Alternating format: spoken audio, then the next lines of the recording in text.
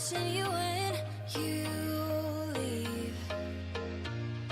Something new. Keep hoping you feel this too. Holding on and on and on and on. Hoping I can get to know you better. Living in sweet suburbia. Some fun is all we want. Two kids come alive in a night rush. I'll be the girl next door. You be my summer crush. Yeah, I think you should come and pick me up. 'Cause nothing feels as good as summer love.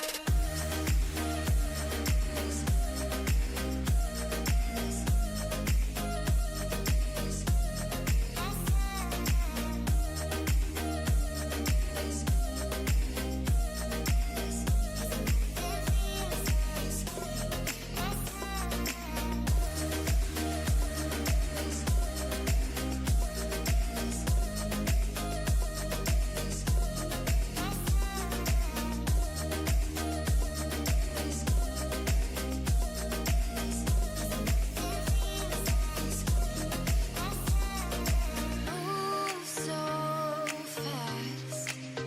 Here's hoping this night will last.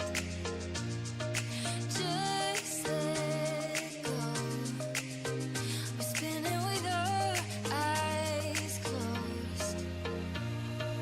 Holding on and on and on and on. Hoping I can get to know you better. Living in sweet suburbia. Some fun is all we want.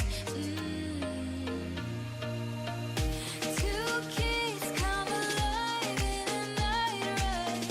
I'll be the girl next door. You be my summer crush. Yeah, I think you should come and pick me up. 'Cause nothing feels as good as summer love.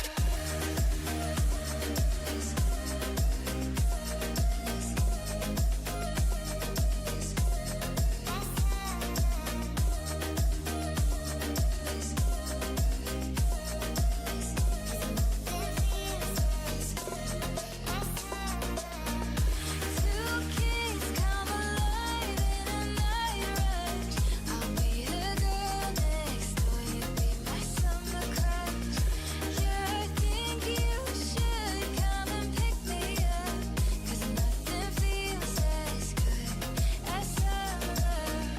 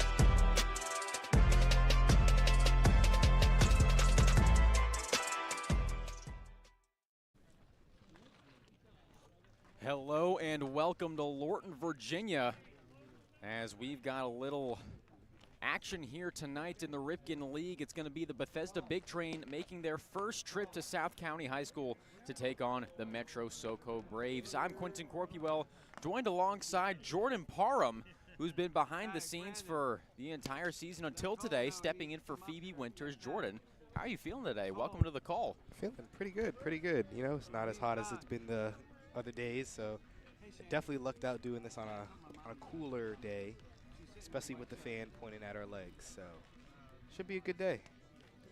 Now the Big Train looking to bounce back after consecutive losses to the T-Bolts, and then last night in Waldorf against the Southern Maryland Senators. Now the Big Train haven't seen the Braves in a while, again making their first trip here to South County High School. They'll make one more before regular season's end, but as the playoff picture starts to take shape, the Big Train, who are one game under 500 at 12-13, would love to find a rhythm as the calendar has recently turned to July. On the bump for the Braves today, it's going to be Logan Tapman out of Lynchburg College. The first three up for the Big Train, it's going to be Keenan Bowman at short, Andrew Williamson at center, and Luke Vaughn behind the dish. The rest of the Big Train lineup, it's going to be Emilio Gonzalez at first, Jordan Crosland making his return to the starting lineup after his first night off of the summer last night. He'll be in his usual post at second base. Following him is Davin Whitaker in right, Jaden Bastion in left, Matthew Westley at the designated hitter spot, and rounding out the Big Train lineup, it's going to be the third baseman Landon Franklin with Joey Wimpelberg opposing Tapman on the bump.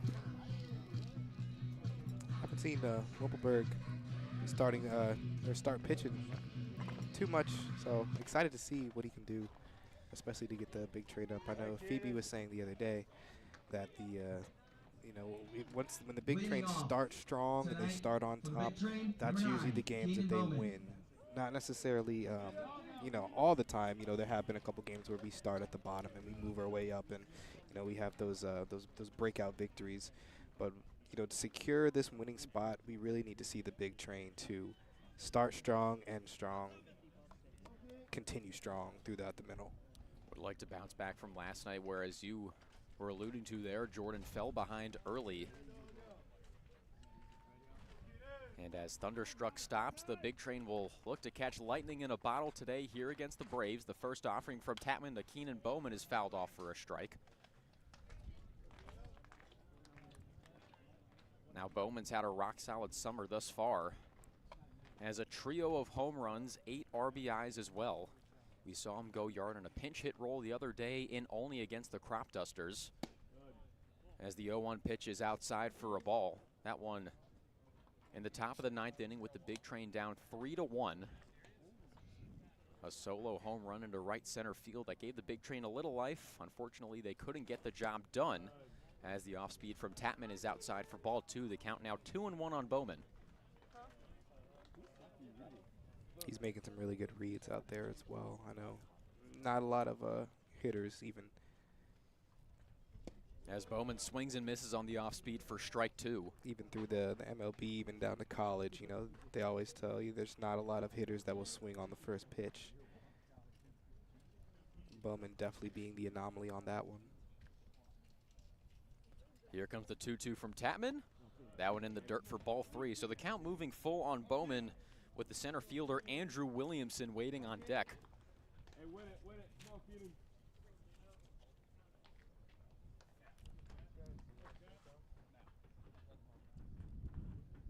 The full count offering from Tapman. That one just low for ball 4. So the leadoff hitter aboard for the Big Train. A great eye from Keenan Bowman as the center fielder Andrew Williamson will step up to the plate. It's an interesting field we're at today. You don't really see too many, too many fields that have the walkway or the baselines covered with grass. So had a couple of those growing up. Not too many. Haven't seen too many, especially through college. As the first pitch to Williamson's in the dirt for ball 1, a good stop there by the catcher Pokerak. It's going to be Sean Pokerak behind the dish and Jack Pokerak at first.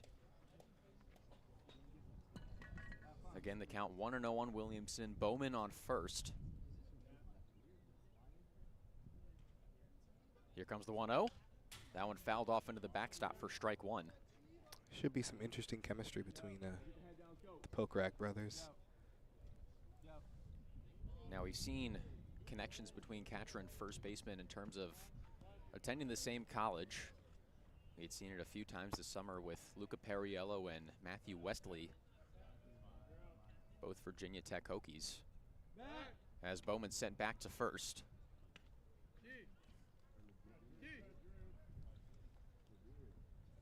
Now something else that's interesting to note here at South County, the outfield dimensions are a lot smaller than most of the fields in the Ripken League, as Williamson fouls that one off for strike two. Just 318 feet to both left and right field, about 360 feet to center field. Now for reference, Shirley Povich is 330 feet down both lines and around 400 to center field. As Williamson fouls another one off, the count will remain at 1-2. I'm glad that you pointed that out because I didn't even realize that, and I'm staring right at it.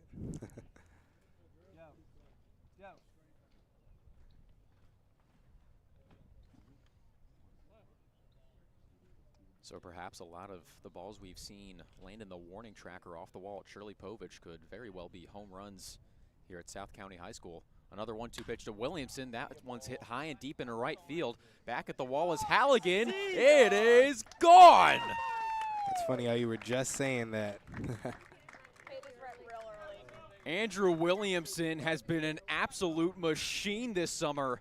His sixth long ball, just one shy of the league lead, and the Big Train taking an early 2-0 lead.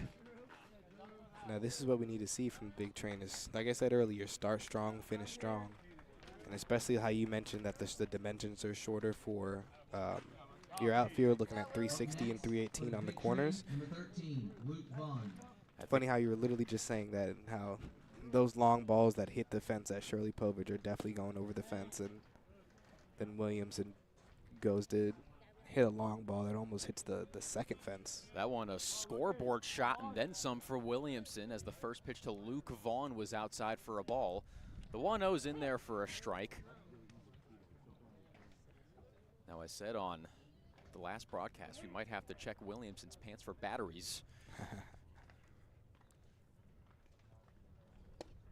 As the count moves to 1-2 on Luke Vaughn. Now, I'm glad Williamson got a hit in his first at-bat. That allows me to say this without fear of jinxing. He played his first game on June 10th, has played in every game since, and has reached base in every single game. As the count moves to 2-2 on Vaughn. Now, I said that prior to his first at-bat last night, he proceeded to strike out. Then struck out again for his first sequence of back-to-back strikeouts of the summer, but then recorded a hit, which made me feel a little better. There's a high pop fly into shallow right field. And under it for the catch is Zach Scott, ranging over into foul territory for out number one. And so that'll bring up the cleanup hitter, Emilio Gonzalez. Up next for the Big Train, number 45, Emilio Gonzalez.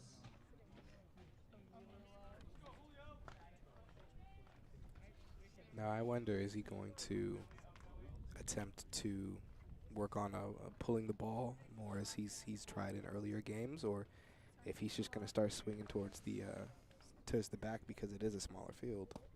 As the first pitch to Gonzalez is low for a ball.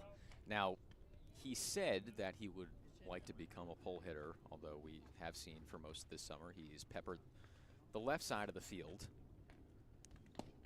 As Gonzalez takes that pitch for a strike. Now, I truly think whatever gets him on base is what he will try and do. Yep. But it's always good to spread the field in terms of spray chart, as Gonzalez looks at that one in the dirt for a ball. The count moving to 1-1. Excuse me, that'll be 2-1. Here comes the 2-1 from Tapman. That one is grounded over to third, fielded by Kalura. The throw over to first off mark, as Pokrack was led astray off of first, so Gonzalez will reach base safely on the misfire by Kalura. And that'll bring up the second baseman, Jordan Crosland, a runner on first with one out. Here in the top of the first, Andrew Williamson giving the Big Train a 2-0 lead with his 6th home run of the summer. Laskalski probably some early game jitters as he throws the ball. A little bit too high for Jack Pokrack. A little bit lower. Most likely could have had it, and then most likely could have had it record out number 2, but fortunately for us. The first pitch to Crosland, grounded to Laskovsky at short, onto second for one, onto first, over Pokrack's head and off the fence. Crosland will stay at first as Gonzalez will be sent back to the dugout. A good job by Laskovsky to get the lead runner at second. Number 26. And so that'll bring up the right fielder, Davin Whitaker, a runner still on first with 2 outs. Whitaker got the start in right field last night. Penning the same position tonight, just a little bit lower in the lineup as we saw him hit leadoff last night for the Big Train. That was the first time he had hit leadoff all season long, as the first pitch is in the dirt for ball 1. Yeah, it's interesting how really back-to-back the throw from Ski over to Laskovsky over to Pokrack was very similar, especially in the way how Pokrack had to jump up and try to catch that ball. But Whitaker will take that pitch outside for a ball as well. So the count moving to 2-0 on Whitaker. it's those type of sacrifices that you really have to look forward to, you know. Yes, the runner gets to first, however, you'd rather have him go to first than to second at that point. The 2-0 to Whitaker, that one's in there for strike 1.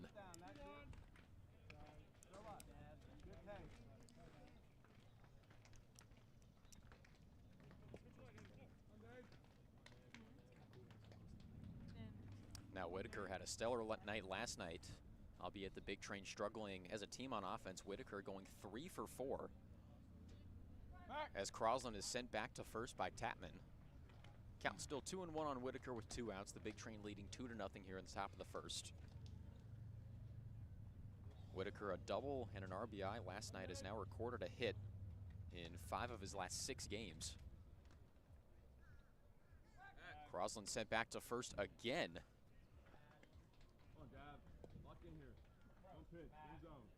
I will say Crosland's laundry loads have been awfully large and frequent this summer. He's gotten his jersey dirty early and very often.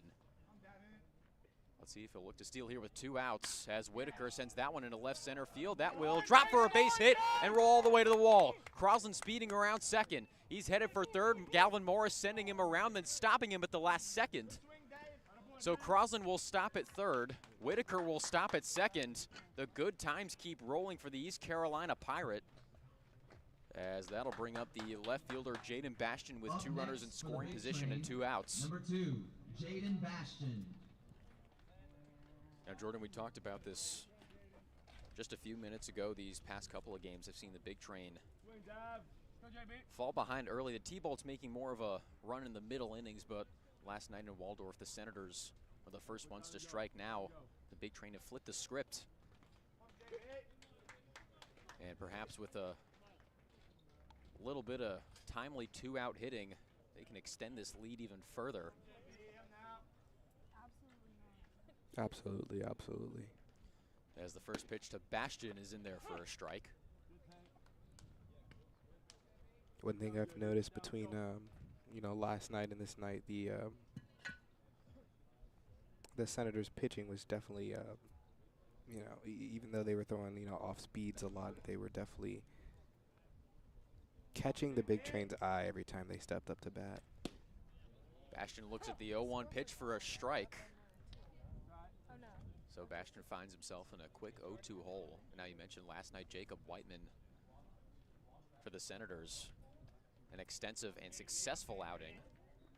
He's given the Big Train a lot of trouble this summer. But a nice little revenge half inning here for the Bethesda offense. Here comes the 0-2 to Bastion. That one lined into right field for a base hit. Crosland will score from third. Whitaker will stop at third. And Jaden Bastion's got an RBI single. That pushes the Big Train lead to 3-0. Up next for the Big Train. I've seen number the 20, Matthew Wesley. from behind the scenes watching it. This is kind of definitely a how do you say, a more like an infinite loop. It seems like when the Big Trains put runners on the corners, they kind of just rinse and repeat, you know? An avalanche. Yeah, an avalanche. It's avalanche essentially, yeah. So runners on first and third for the designated hitter Matthew Westley, who got the start at second last night in Waldorf, as the first pitch is outside for a ball. Now Westley in his first at-bat recorded a triple as a fly ball to center fielder Logan Tribble deflected off of his glove and rolled all the way to the wall. And Westley enacted the fastest hokey pokey I'd ever seen all the way to third. As the count moves to a 1-1 on Westley. Again, Westley in the designated hitter spot tonight. Jordan Crosland retaking his usual position at second.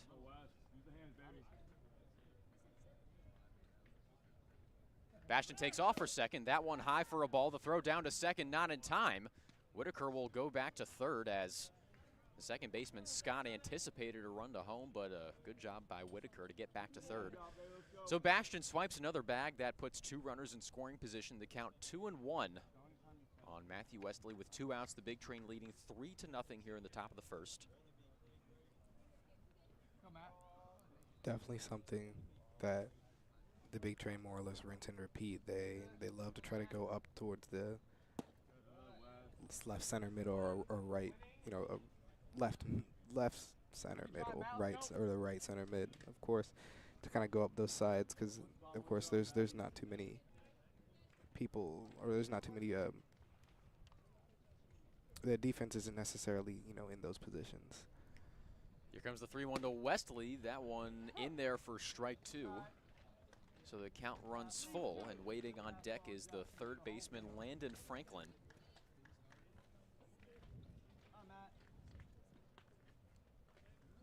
Definitely something that I've noticed watching behind the scenes, but I don't think necessarily that the defense will notice that. As the 3-2 is popped up into right field, and that will land foul. So Westley stays alive with the count still full.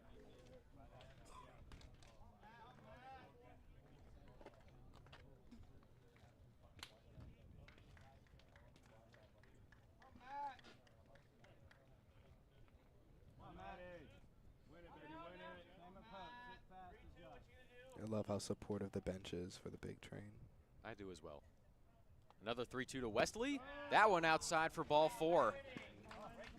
So he'll do the hokey pokey down to first. That'll load up the bases with 2 outs for the third baseman Landon Franklin. Up next for the Big Train, number 22, Landon Franklin. You know, one thing that I used to ask my friends at school that nobody had the answer to. I'm curious, what is it? Of course, you know I go to Virginia Tech. I did know that. So I'll ask, what came first, VT or the hokey pokey?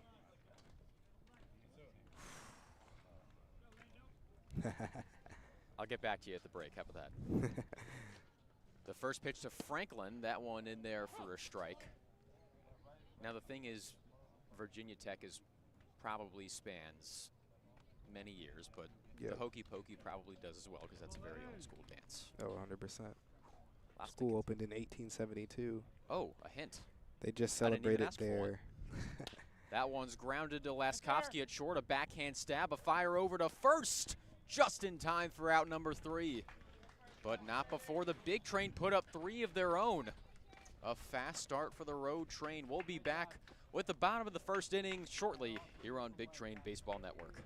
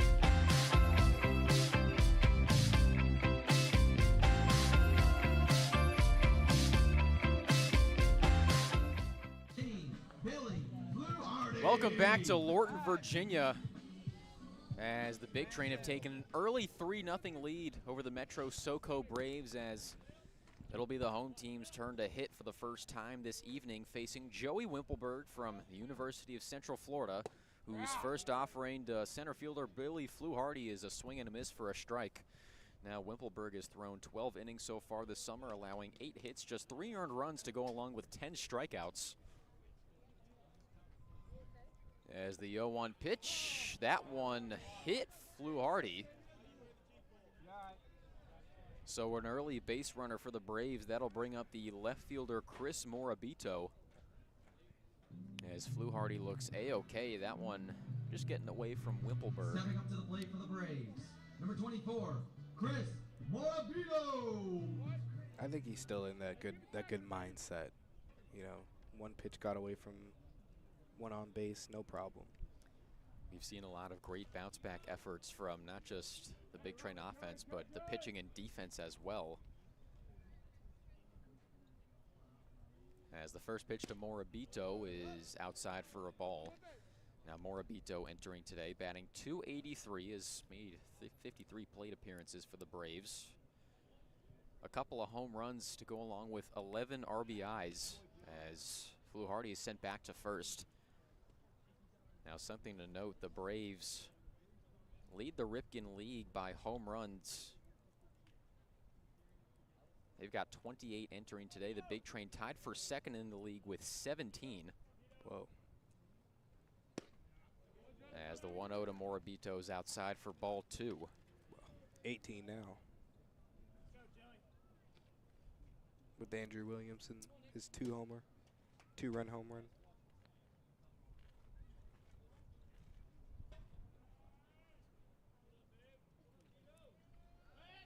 Fluharty sent back to first once again by Wimpelberg.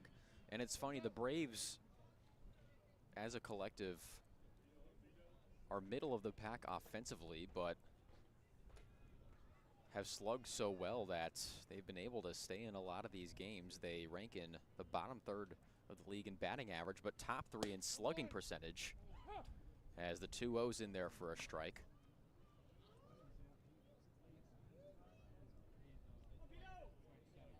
And the slugging has been evenly distributed. The 28 home runs have been hit by 14 different players. It's interesting to see the chemistry as teammates. Fluharty takes off. That one grounded up the middle, onto second for one, onto first. It's a double play. A lovely sequence from Keenan Bowman, making the scoop, getting the tag at second, and firing it over to Gonzalez. And so with 2 outs and no one on, that'll bring up the first baseman, the big bad bat of Jack Pokarak. Won Ripken League Hitter of the Week last week. Similarly to Andrew Williamson. His bat's been white hot as of late, as the first pitch is in there for a strike. Definitely, it's always a sight to see when Keenan Bowman's just natural speed as he made his way over to second base. As the count moves to 0-2 on Pokarak, enters today, leading the team in batting average, hits, home runs, and RBIs. Here comes the 0-2 from Wimpelberg. That one hits Pokarak on the left arm. So the second HBP of the inning from Wimpelberg will keep the inning alive, bringing up the third baseman, Jaden Cholera. That's right.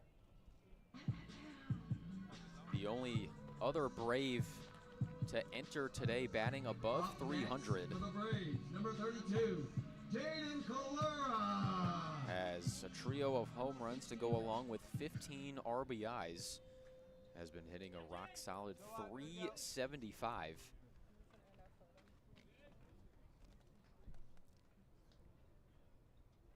First offering from Wimpelberg. That one is in there for strike 1.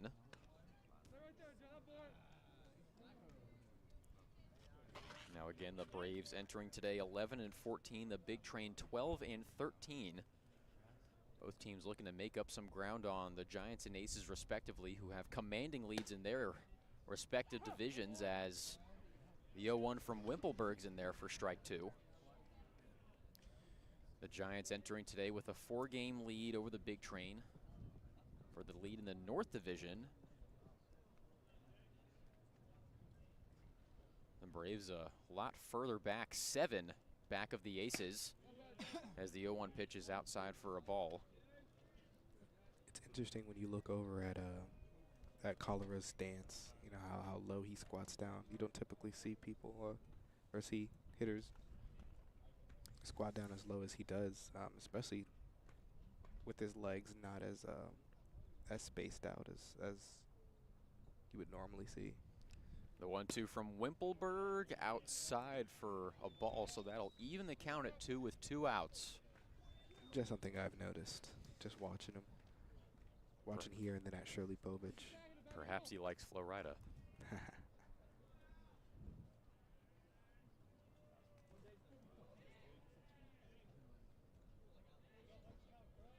The 2-2 pitch. A swinging bunt back to Wimpelberg. He scoops and fires over to Gonzalez for out number 3. So the Big Train remain ahead 3-0 at the end of 1 on the back of a sweet double play from Keenan Bowman and Emilio Gonzalez. We'll be back for the top of the second shortly here on Big Train Baseball Network.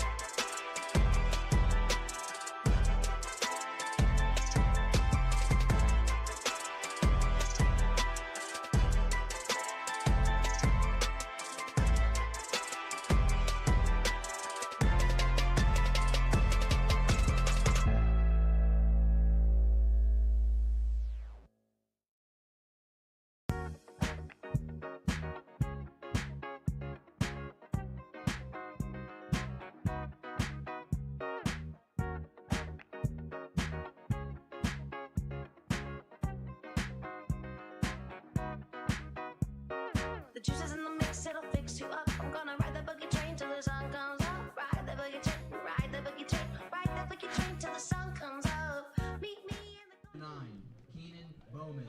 Welcome back to Big Train Baseball Network. Bethesda leading 3-0 after a full inning. Leading off the top of the second is going to be the leadoff hitter for the Big Train, shortstop Keenan Bowman. The Big Train a batter away from batting around last half inning. Also Bowman, again, a sweet 6-3 double play to end the last half inning, as he'll take the first pitch from Tapman low for a ball.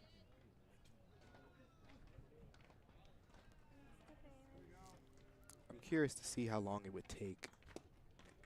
As Bowman swings and misses for a strike. I'm curious to see how long it would take Bowman to actually do a full lap around all the bases.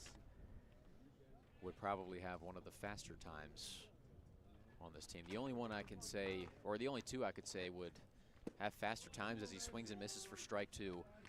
I'd put Andrew Williamson and Jordan Crosland ahead of Keenan Bowman. Those are the only two I could probably say for sure would beat him around the bases. As the 1-2 pitch lined into right field, that will drop for a base hit. So Bowman has reached base in his first 2 at-bats. That one his first hit of the night. And so that'll bring up Andrew Williamson. It feels like deja vu all over again. Williamson homering in his last at-bat, threatening the scoreboard out in right field with some potential damage. Again, his 6th home run of the summer. That one putting the Big Train up 2-0 as he tries to lay down a bunt, but that one goes foul for strike 1. Now, we've talked about it a lot, but that swing from Williamson just so effortless. Doesn't even look like he's expending a ton of energy yet. He puts one into the trees beyond the right field fence. Absolutely not. Yeah, no, he definitely has one of the. As that one is in the dirt for ball one. He definitely has one of the more smoother swing patterns I've seen on the team between him, Landon Franklin, and I'd give the other one to Emilio Gonzalez. How just effortlessly they can just hold their bat and just swing it over. The 1-1 to Williamson, grounded foul down the first base line. That'll bring the count to 1-2. Now Williamson, one shy of the league lead in home runs. That title currently held by Carter Groen of the Southern Maryland Senators. Go. Lock in here. Let's go. 1,000% gonna don't want to jinx it, but 1,000% gonna make that All-Star League next Tuesday. Here comes the pitch to Williamson. That one outside for ball two. Now, as you mentioned, the Ripken League All-Star Game a week from today. That one's going to be held in Olney at the Olney Boys and Girls Club at the Crop Dusters home stadium. Here comes the 2-2 to Williamson. That one is Fouled off behind him. Now, we do apologize. We are staring directly into the sun here down the first base line.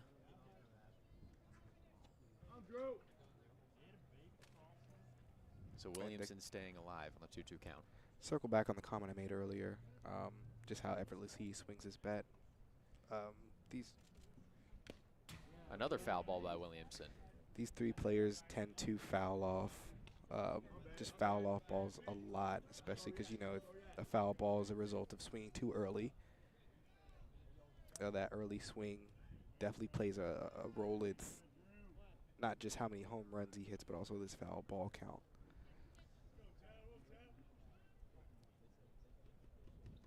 Another 2-2 to Williamson. That one, another foul ball.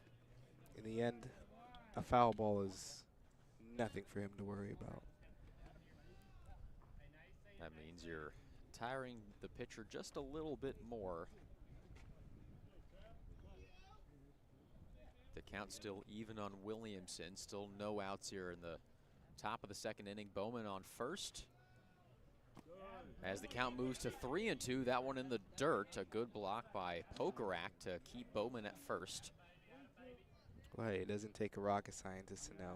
A tired pitcher means slower fastballs, which means farther home runs, which is great for the Big Train.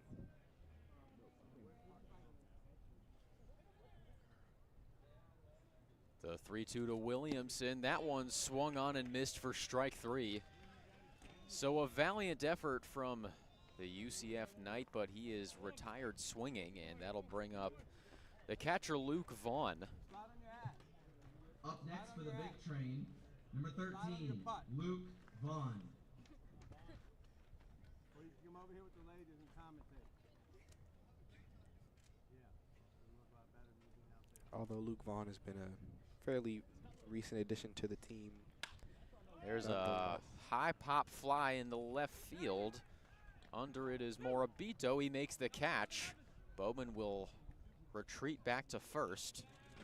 So a quick at-bat for Vaughn will put two outs on the board for the first baseman and fellow foul ball aficionado Emilio Gonzalez. To finish that last stop before headed on. Although he's been a recent addition to the team, he's definitely been holding his weight and been a great addition to the team, as well as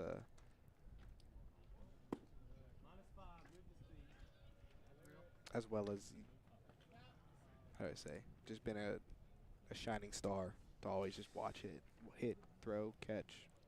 He's brought an SEC level of play coming to Bethesda from the University of Alabama. Here comes the 1-0 to Gonzalez. That one in there for a strike.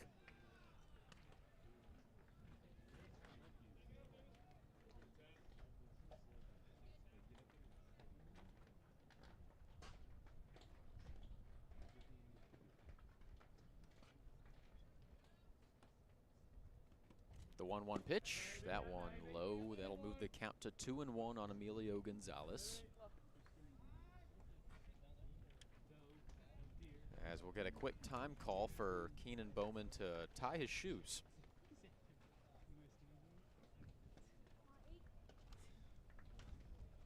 Definitely a must. So he's all squared away with the kicks. The count's still 2-1 on Gonzalez with 2 outs here in the top of the second inning. Here comes the pitch from Tapman. That one swung on and missed for strike 2. So the count now even on Gonzalez. Question for you. Potential answer for you. Of course, as you know, everybody who plays sports is very superstitious. From the way they, their stance to. That one's lined into right center field. That one back at the wall. It is off the wall. Flew Hardy unable to glove it. Rounding third and heading to home is Bowman. He will score. Gonzalez into second safely. And it's an RBI double for the Florida Atlantic Owl.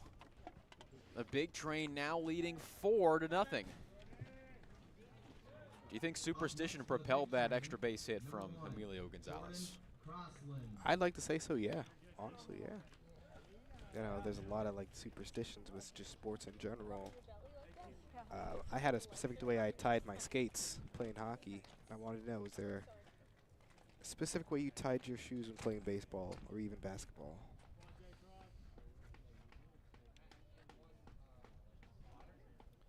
So that'll bring up Jordan Crosland. A runner on second with 2 outs. The Big Train have taken a 4-0 lead as the first option for Tapman's in there for a strike. I would, especially for basketball games, I would always tie the left shoe first. I do see what you're saying. For me, I always looped my laces around my ankle from the back, and then I would tie them in the front. The 0-1 to Crosland. That one low for a ball.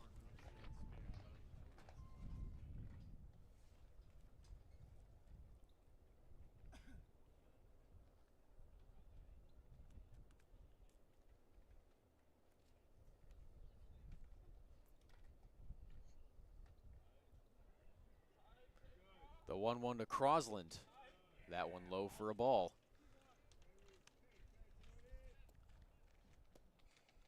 So a great effort there in center from Flew Hardy, but that one very reminiscent of the 2011 World Series, specifically Game 6.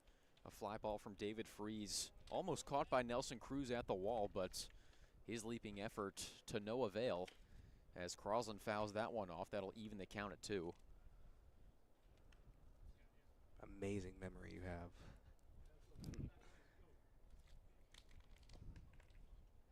Been watching and playing hockey all my life, and even sometimes I have difficulty recalling games, let alone moments. Here comes the 2-2 to Crosland. That one low, moving the count full with Davin Whitaker waiting on deck. Now that play definitely a seminal one of early 2010s baseball. That one in RBI triple from Freese kept the Cardinals alive, with Freese eventually hitting a walk-off solo shot in extra innings. As that one is lined to Laskovsky at short, fires it over to first. 4 out, number 3. What a courtesy of an RBI double from Emilio Gonzalez. The Big Train have extended their lead to 4. We'll be back shortly for the bottom of the second here on Big Train Baseball Network.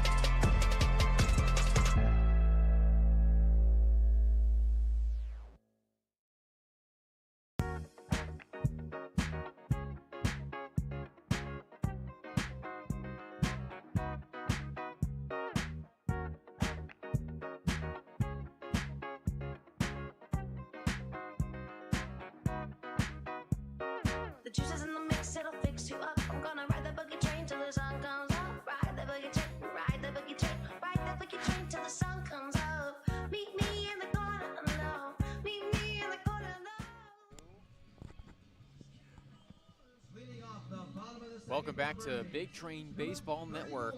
The Big Train leading 4-0 as Emilio Gonzalez patted onto the lead with an RBI double, scoring Keenan Bowman. As the Braves will look to respond in the bottom half of the inning, as the first pitch to Dylan Can is low for a ball. That one getting past Luke Vaughn behind the backstop. It'll be 5-6-7 due up for the Braves.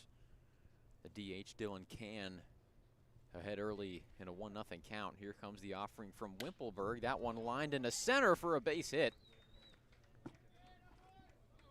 So one thing Dylan can do is lead off the inning on a high note. I was just about to say, can Dylan can get a base hit? Great minds think alike, Jordan Parham. So that'll bring up the right fielder, Catcher Halligan. Catcher Halligan. Never forget, first time we played Metro Braves at home, I was looking at the starting lineup, and it didn't have his last name. It just said Catcher. Thought he was a Brazilian soccer star or something. As the first pitch to Halligan's in there for a strike. And I'm looking all up and down their list, and I'm like, there's no catcher. And I'm like, I knew he's not like an actual catcher because it starts with a K, and it's not a C. Should say that threw me through a wild goose chase that I will not let happen again. Can is sent back to first by Wimpelberg. Now Halligan got off to a really great start this summer, but has cooled off as of late, has not recorded a hit in 6 of his last 8 games.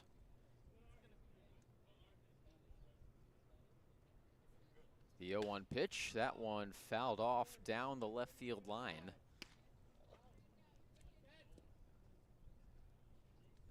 So the count moving to 0-2.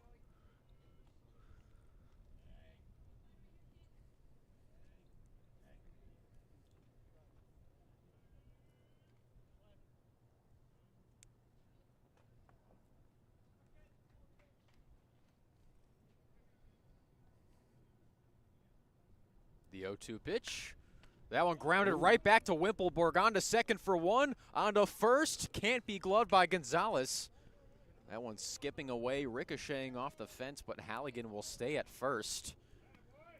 That double play would have been even nuttier than the first one if it would have if that ball wouldn't have hit the ground before making it to Gonzalez. A heck of a stab by Wimpelberg to get the force at second.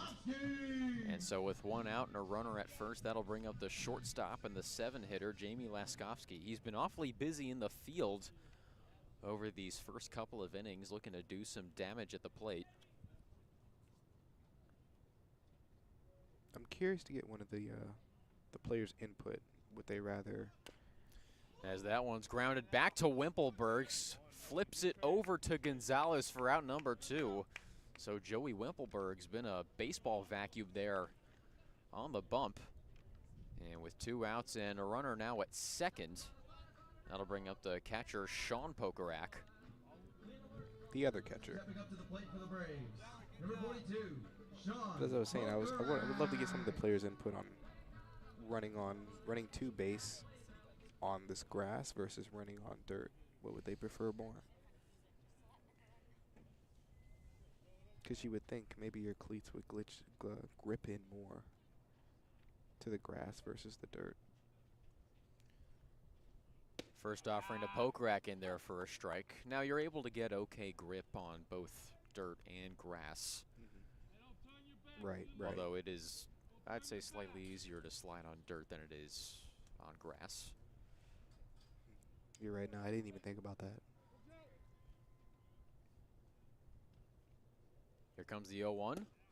That one low for a ball.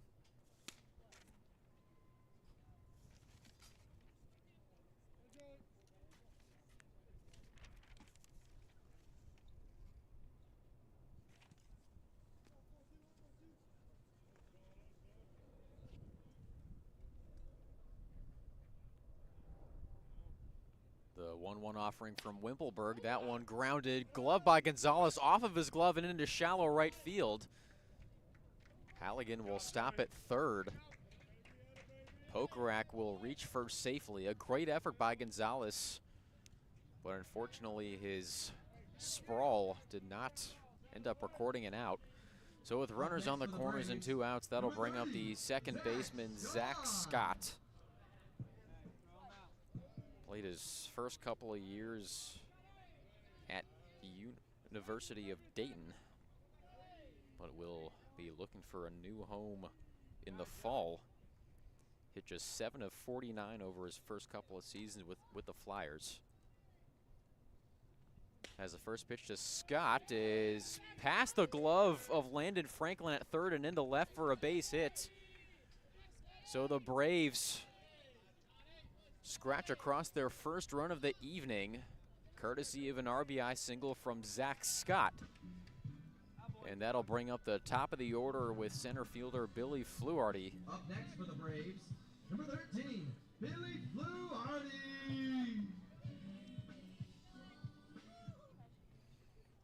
So runners on first and second, the Braves looking to claw back after falling behind in the past couple of half innings. First pitch to Fluharty, he's outside for a ball.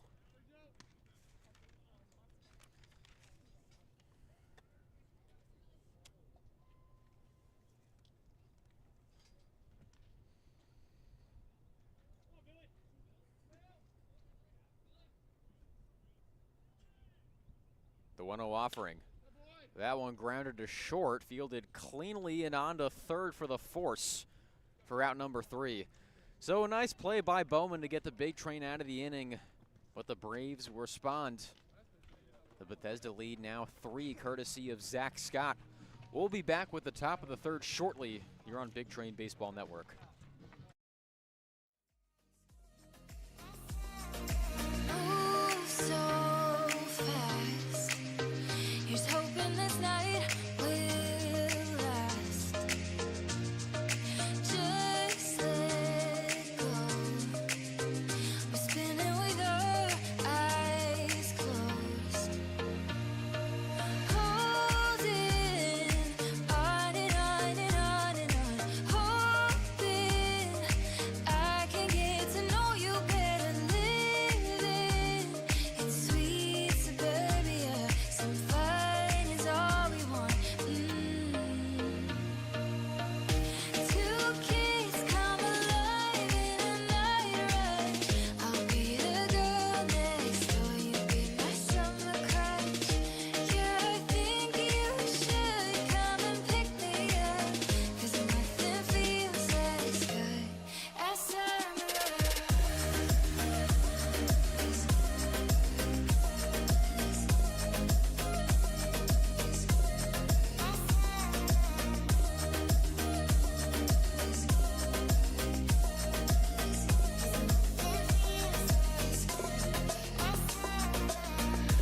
Two kids come alive in a night rush.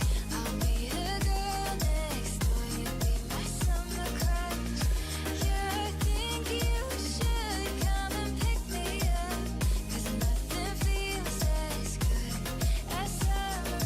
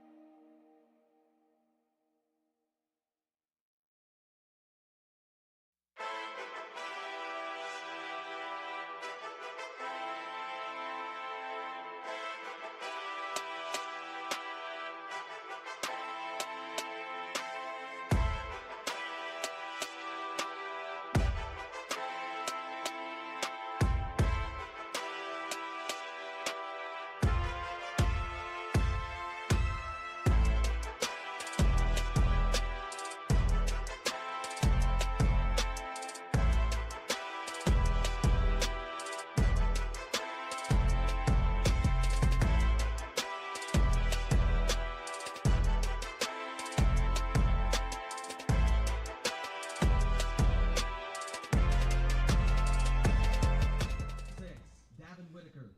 Welcome back to Lorton, Virginia. the home city of the great George Mason, not the college, the actual George Mason. The Big Train leading 4-1 as that first offering from new pitcher Victor Nardone hits Davin Whitaker. So once again, the leadoff hitter aboard for the Big Train. That'll bring up the left fielder Jaden Bastion. Stepping up to You the forgot plate for one the thing Big too. Train, number 2, Home of our Jaden Bastion. beloved Big Train manager, Sal Colangelo.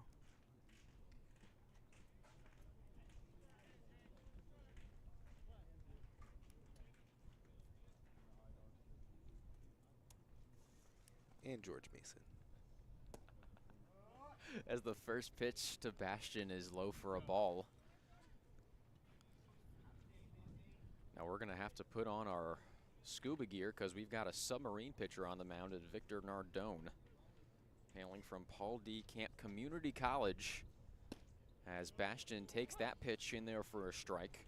Hailing from Bristow, Virginia. Now in September 2023, his fastball measuring around in the low 80s, but also works with a slider and a changeup. What high school did he go to? As that one outside for ball 2. Now, in the words of the great Tony Romo, I don't know, Jim. I was going to say, I heard Bristol. I was like, oh, close to me, or close to where I was.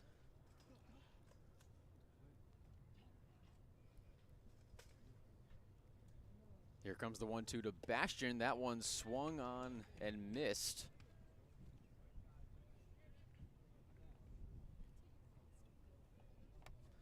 The count actually now 2-2 on Bastion. Apologies, there was a gaffe with the scoreboard. Hey, you know what we say at Big Train? As that pitch just outside for ball 3. You know what we say at Big Train? The scoreboard may not be right, but our broadcast scoreboard is always right. 95% of the time. Thank you for the caveat there. The 3-2 to Bastion. That one lined into left field for a base hit. Only reason I say that is because I work the scoreboard. I was thinking about maybe downplaying your success with the scoreboard, but then you did it yourself, and so all the pressure was taken off of my shoulders, so I appreciate you for that. Hey, you know, just being honest. And so runners on first and second for the Big Train. That'll bring up the designated hitter Matthew Westley.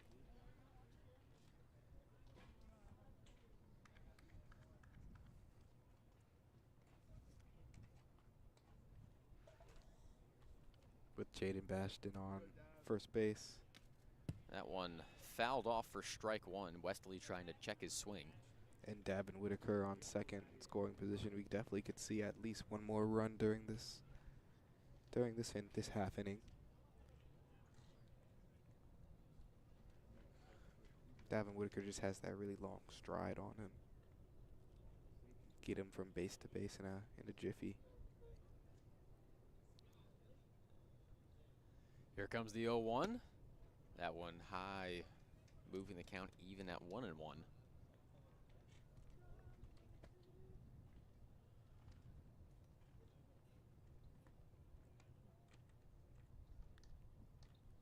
Nardo has a very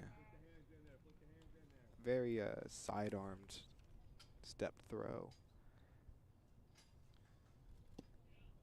As that pitch from Nardone outside for ball 2, that'll move the count to 2-1. You don't really see a lot of pitchers, you know, especially with that type of throw, especially being able to be so accurate with that's kind of that sidearm sling. There are a small handful of them here in the Ripken League. Nardone being one of them, as the count moves to 3-1 on Westley. Waiting on deck is the third baseman Landon Franklin. Now, I got to give credit where credit is due. He's throwing some really good off-speed pitches. However, Matthew Westley just not falling for it. There's a pop-up right around second base. Under it is Laskowski, who will make the catch for out number 1. So Westley is retired. That'll bring up Franklin. Runners still Up next, on the Big first and Train, second. Number 22, Landon Franklin. Franklin grounded out to Laskowski in his last at-bat that ended the top of the first inning. Again, the Big Train coming oh so close to batting around in the top of the first.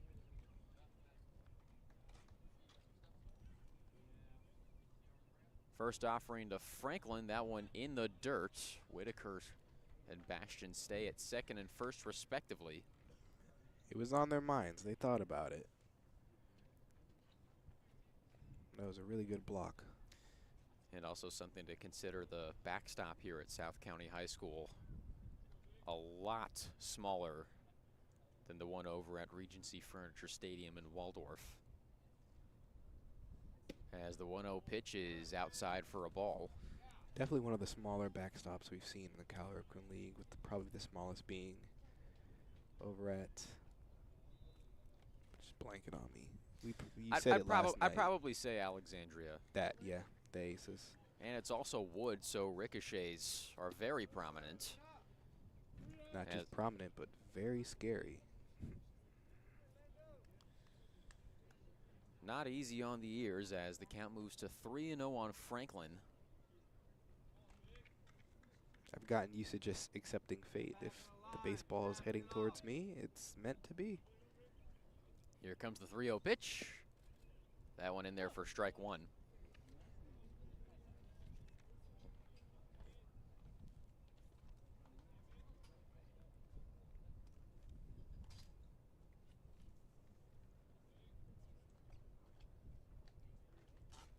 The 3-1 pitch, that one upstairs for ball four.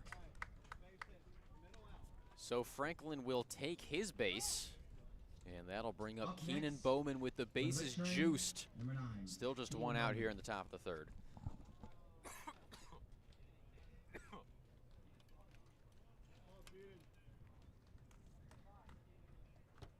Step back to the line. Bowman reached base on a walk in his first at-bat, then on a single in his second. The first offering to Bowman, outside for a ball. You can just see how focused Keenan Bowman is on in the box.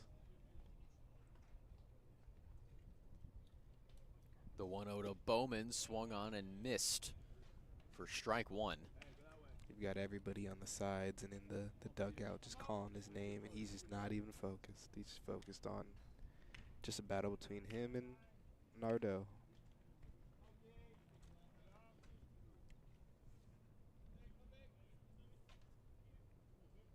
The 1-1 to Bowman. Count moves to 2-1.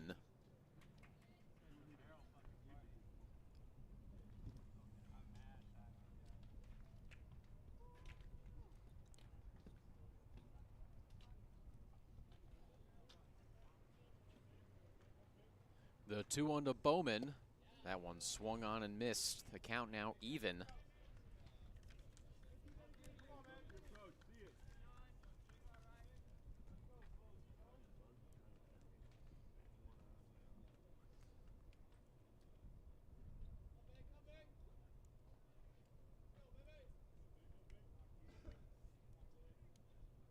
The 2-2 to Bowman.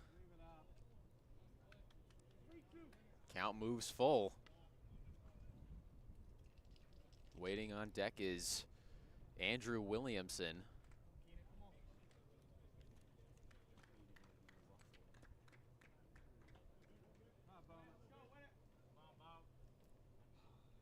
The 3-2 pitch. That one popped up into shallow left center field. That one will be caught by Morabito, as Whitaker will stay at third.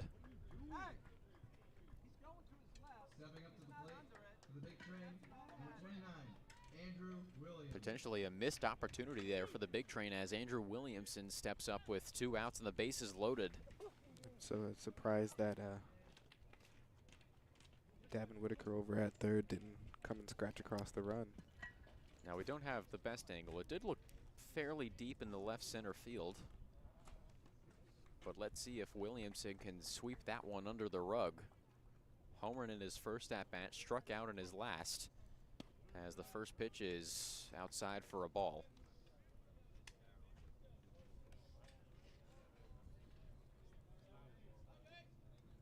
Definitely some miscommunication out there for it.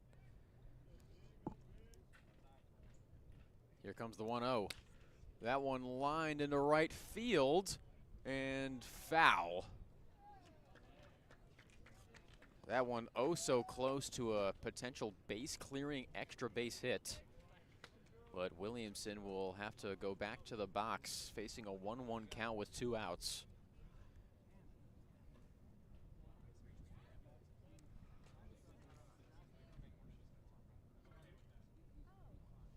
Of course, you would like to scratch across any run you can get, but with the Big Train being up 3-1. The 1-1 grounded foul down the first base line. With the Big Train being up 3-1 already in 4-1, my mistake. 4-1 in the top of the 3rd inning. You know, these little mistakes aren't as crucial as if it were, you know. But it could prove important later in the game if the game is close. Definitely. Here comes the 1-2 to Williamson. That one swung on and missed for strike 3. So the Big Train leave them loaded as their lead remains 4-1. We'll be back for the bottom of the 3rd shortly here on Big Train Baseball Network.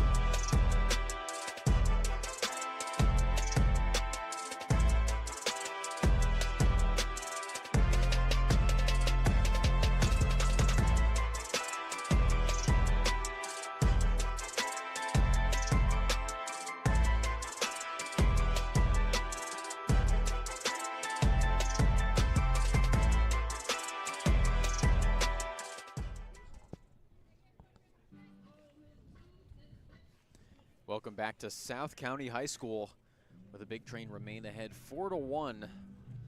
Although a missed opportunity the last half inning, leaving the bases loaded.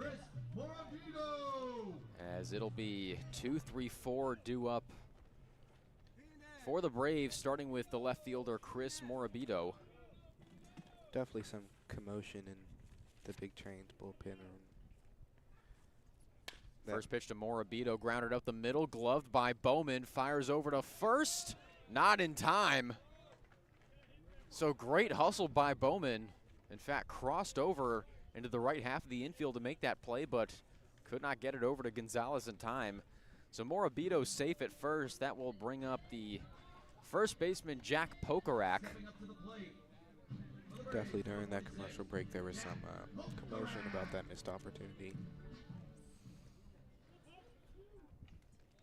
Now I can to play.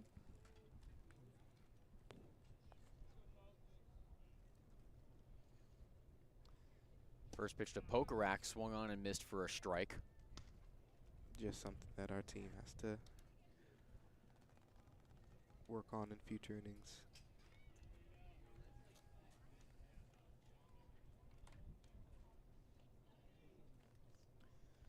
Here comes the 0-1. That one popped up into foul territory down the right field line. Ranging over is Whitaker, and he's got it for out number 1. So Pokarak is retired. That will bring up the third baseman and the cleanup hitter, Jaden Kalura.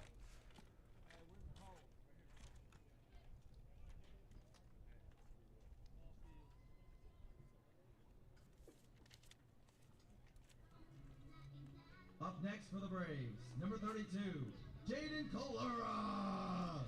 Interesting second walk-up song. The Barbie theme track.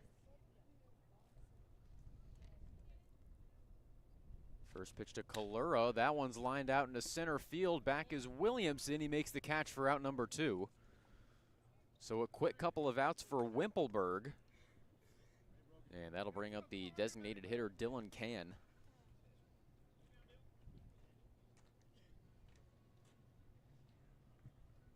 As the Sun and I are currently in a very intense staring contest. Dylan Can.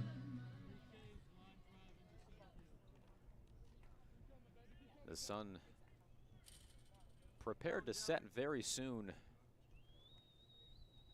here in Lorton, Virginia, as the first offering to Can swung on and missed for strike 1. I think you just got to invest in you some 7-Eleven sunglasses. I think so far I'm doing decent with where it's positioned.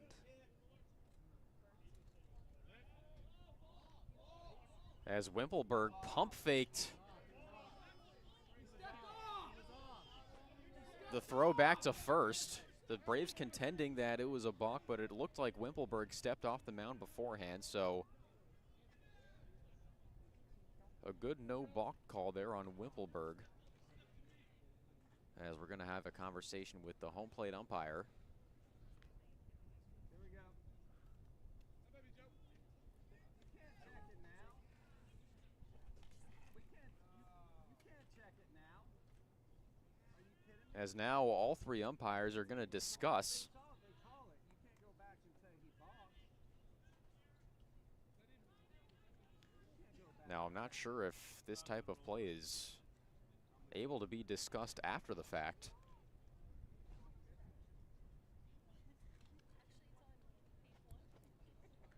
Probably one of those calls where it's, there's some gray area for it. Now you rarely see a pickoff attempt be held onto by a pitcher, unless it's to second base where you have to do a 90-degree turn. We saw Ariston Veazey do it not too long ago.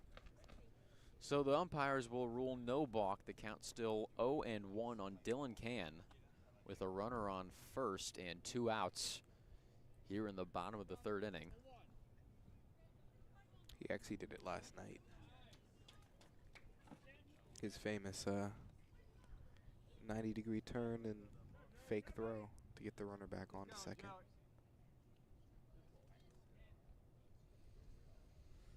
Here comes the 0-1. That one in the dirt. Nice stop by Vaughn. So the count will move to 1-1.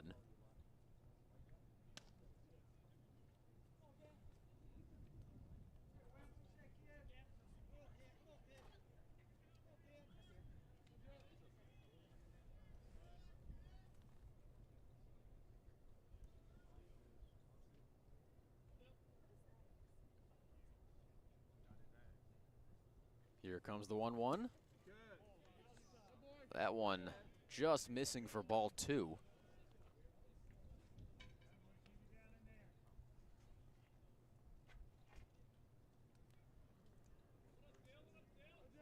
So Wimpelberg looking to bounce back after he gave up his first run of the ball game last half inning. Runner takes off, swing and a miss. The throw down to second, not in time, bounces into center field. But the runner will stay at second.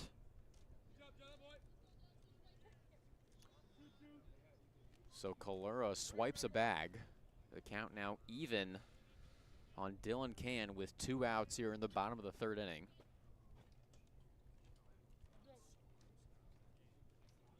Waiting on deck is the right fielder, catcher Halligan.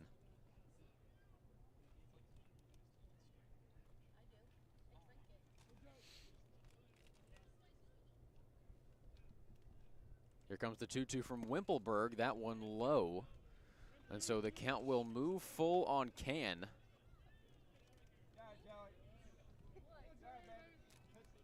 Can he do it? We'll see if he can in a moment.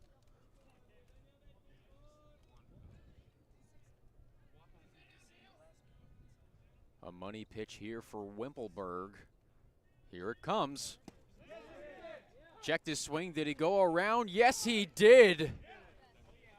So Wimpelberg holds the Braves scoreless, stranding a runner on second. Bethesda still ahead 4-1. We'll be back for the top of the fourth shortly here on Big Train Baseball Network.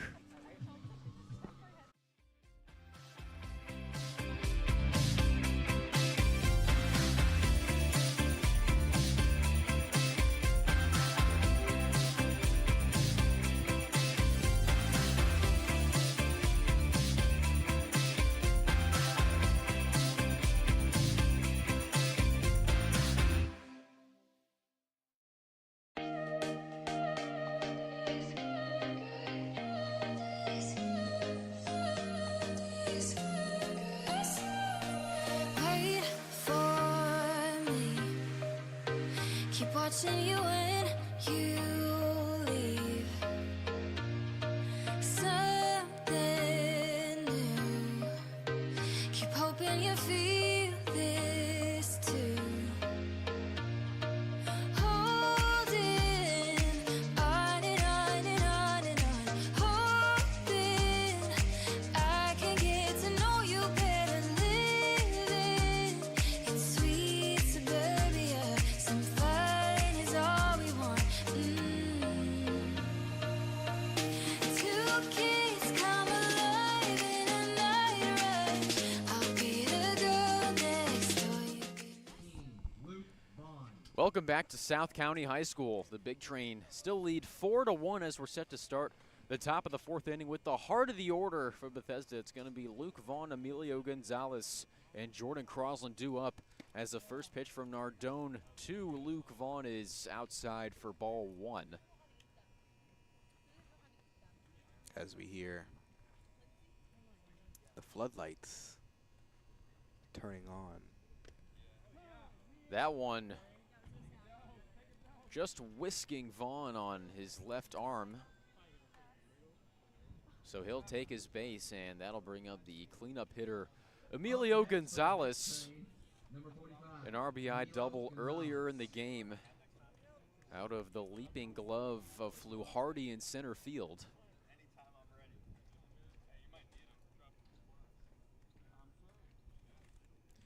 First pitch to Gonzalez, slow and outside for a ball.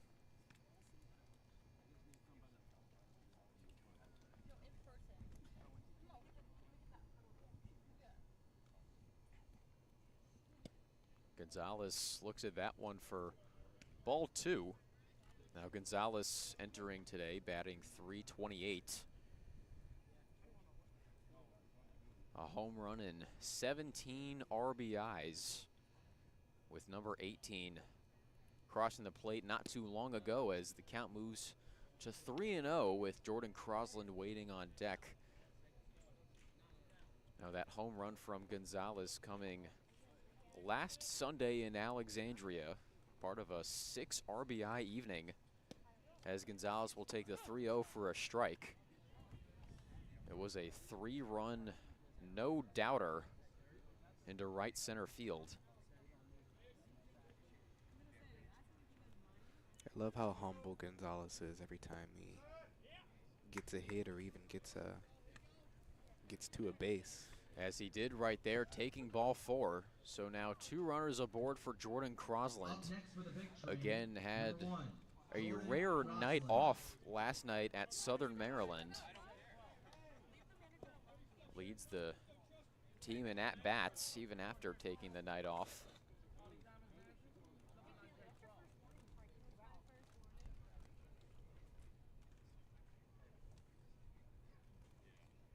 So Gonzalez on first, Vaughn on second. The first pitch is a bunt. That one's staying, no, that one will go foul. That one dying just a few feet from the batter's box down the third base line, but a smart play from Sean Pokorak to let that one go just foul. And now we've seen in a lot of these situations, runners on first and second with no outs. The Big Train trying to lay down a sacrifice bunt to get those runners into scoring position. So the count 0-1 on Crosland. Let's see if he tries to lay down another. Crosland definitely has a wide toolbox to say, especially every time he comes up to hit. Doesn't show bunt there, and now he probably won't on this next pitch as he finds himself in an 0-2 hole. It's interesting, you know, he'll show bunt, he'll pull back, he won't show bunt, then bunt, or a bunt attempt. Here comes the 0-2. That one grounded foul down the third base line. Truly a jack of all trades to a jack of all trades that you can tell not every pitcher is wanting to deal with. Now he's a jack of all trades, master of many different things. From third base to shortstop. As the 0-2 fouled over the netting down the third base line. First ball to go foul out of the park. That today. one, that one heading towards the football field here at South County High School. Now there are some kids practicing on the field. Wonder how spooked they would be just to see a baseball just show up. The baseball registers a pass deflection. The 0-2 to Crosland upstairs. That'll bring the count to 1-2. Baseball causes a 5-yard penalty. Blue 42, blue 42. Offsides. Baseball. As the 1-2 fouled off over our heads down the first base line, our assistant general manager Patrick Chapman's off to the races. I can say personally, Patrick is fast, as he beat me in a race in a hot dog costume. Granted, I did have a pulled hamstring at the time. Here comes the 1-2 to Crosland. That one swung on and missed for strike 3. So Nardone getting Crosland to chase on a pitch low and outside of the zone, and that'll bring up the right fielder Davin Whitaker. I keep that, it's slipping my mind on who said that, but I keep that quote in my head where you're setting up the runner behind you. Nardone is definitely not exhausted, but he's, you know, a little more fatigued than he was. That one's hit high and deep into right center field. Back goes Fluharty at the wall. It is gone. A 3-run shot from Davin Whitaker. His second home run of the summer. And the Big Train have taken a 7-1 lead. And speak of the devil, as I was just saying, setting up the runner behind you, even though he couldn't get on base or he couldn't advance a runner or advance a runner on base already. That little bit was able to just tire out Nardo a bit and make a slight little off-centered pitch mistake. Number 2, Jaden Bastion. So a much easier walk back from the dugout for Whitaker than the last time he made it to third. And another heck of a defensive effort from Fluharty. Almost going Carlos Gomez at the wall to rob that one, but that one just eluding his mitt. As Jaden Bastion will step up to the plate with 1 out and no one on.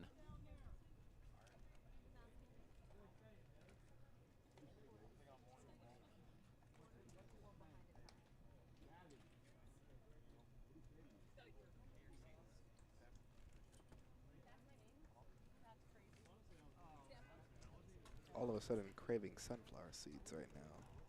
Well, we are at a baseball game. That is one of the most common places you will see sunflower seed consumption. That and fishing. We both simultaneously nod our heads. Wish we had a face cam. So we're going to have a quick stoppage in play here.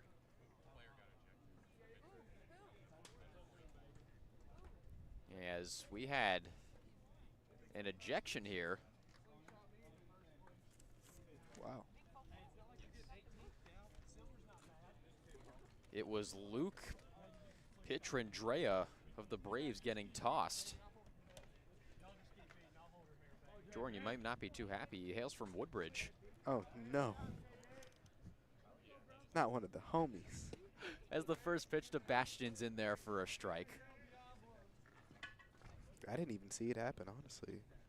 Looking right over at the third base umpire. I didn't see him throw anybody out. Wasn't the one at home. As Bastion swings and misses for strike 2. Couldn't have been the one that first base umpire. 'Cause he's too far away. I saw a Braves player just take their baseball bag and depart the field. I probably should have put together that the player had been tossed from the game, but nevertheless, the 0-2 to Bastion's lined into left field, and that'll drop for another base hit. So a very productive start to this game from Jaden Bastion. That's back-to-back hits for the Jacksonville Dolphin. And that'll bring up the designated hitter, Matthew Wesley, as bat boy Owen Lieber receives deserved cheers. I didn't notice until now. His helmet is very... That one's fouled off by Wesley for a strike. not necessarily fitted for his head at his age. But he wears it well. One of the best and most respected bat boys in all of summer baseball, not just in the DMV, but the entire country as well. As the 0-1 to Wesley is up and in for a ball. You know, at the All-Star game, they should have a bat boy race. What do you think about that? I'd be confident in Owen. Bastion takes off. That one grounded through the hole on the left side for a base hit. Bastion speeding towards third. He will make it easily. And so the single from Matthew Wesley allows Bastion to make it all the way to third. And so with one out and runners on the corners, that'll bring up Landon Franklin. Every time I see or think of or hear of Landon Franklin, I always think of how his grandfather came up to us at the Aces game. That was a very nice gesture from him. We have, as Phoebe has said, gotten the pleasure to meet a lot of the Big Train families throughout this summer, as the first pitch to Franklin's low for a ball. And their appreciation for the broadcast is reciprocated from us. We appreciate their listenership. 1,000%. Runner takes off. The throw down to second has Wesley in a pickle. And the throw down to third, not in time, as Bastion taking the attention to the right side of the infield away from Wesley. So Wesley will make it back safely to first. Now, he was able to show off a little bit of speed last night in Southern Maryland. Started his night off with a triple. Here comes the 1-1. Count moves to 2-1. Definitely some great looking out for your teammate on Bastion. They're over at third base. The 2-1 to Franklin. That one popped up out of play behind the backstop, and there goes Chapman again. Up and out of his seat in the blink of an eye.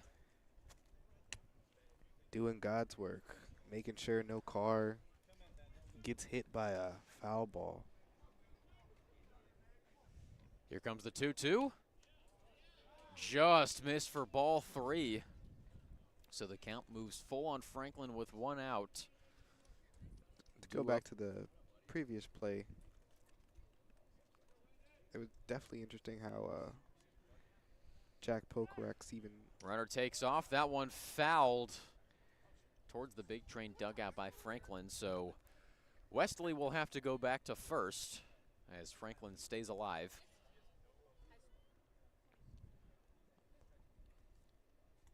It was a interesting decision to try to throw from first base all the way to third. As Wesley is sent back to first by Nardone. Especially when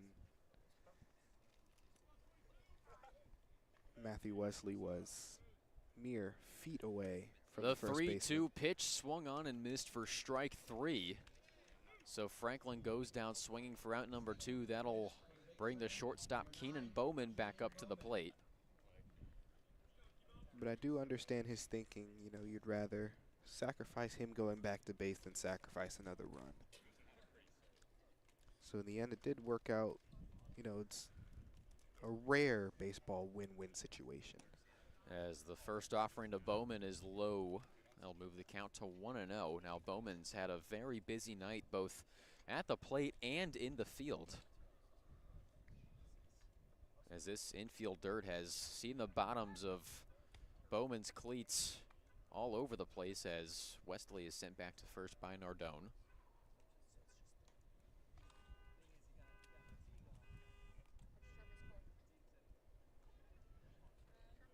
Here comes the 1-0 pitch. Wesley taking off for second. The throw down, not in time. Here comes Bastion to score. Wesley could not avoid the tag, but the run will count. So great sacrificial base running from Matthew Wesley, scoring the 8th run of the game for the Big Train. Excuse me, the 9th run of the game for the Big Train, as part of a 5 spot there in the top of the 4th inning. Excuse me, that was the 8th run of the game. I was going to say, in the back of my head, I was like, we scratched across run from Jaden Bastion. So the score is 8-1. We'll be back shortly with the bottom of the 4th here on Big Train Baseball Network. Yeah, I think you should come and pick me up, 'cause nothing feels as good as summer.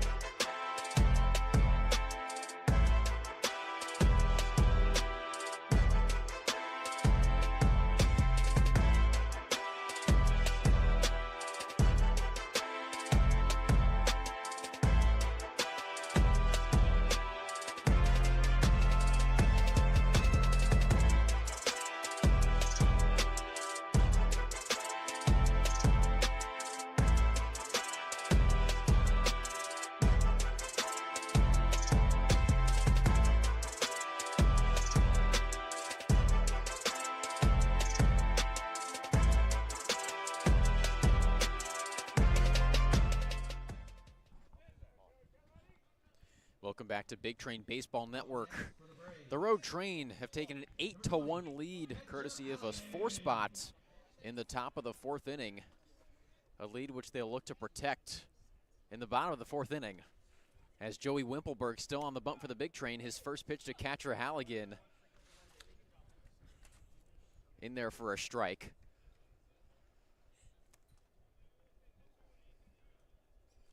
As Halligan will take a moment, but will step back in the box. Wimpelberg sets. Here comes the 0-1 offering. That one lined foul down the left field line. So Halligan in an 0-2 hole once again.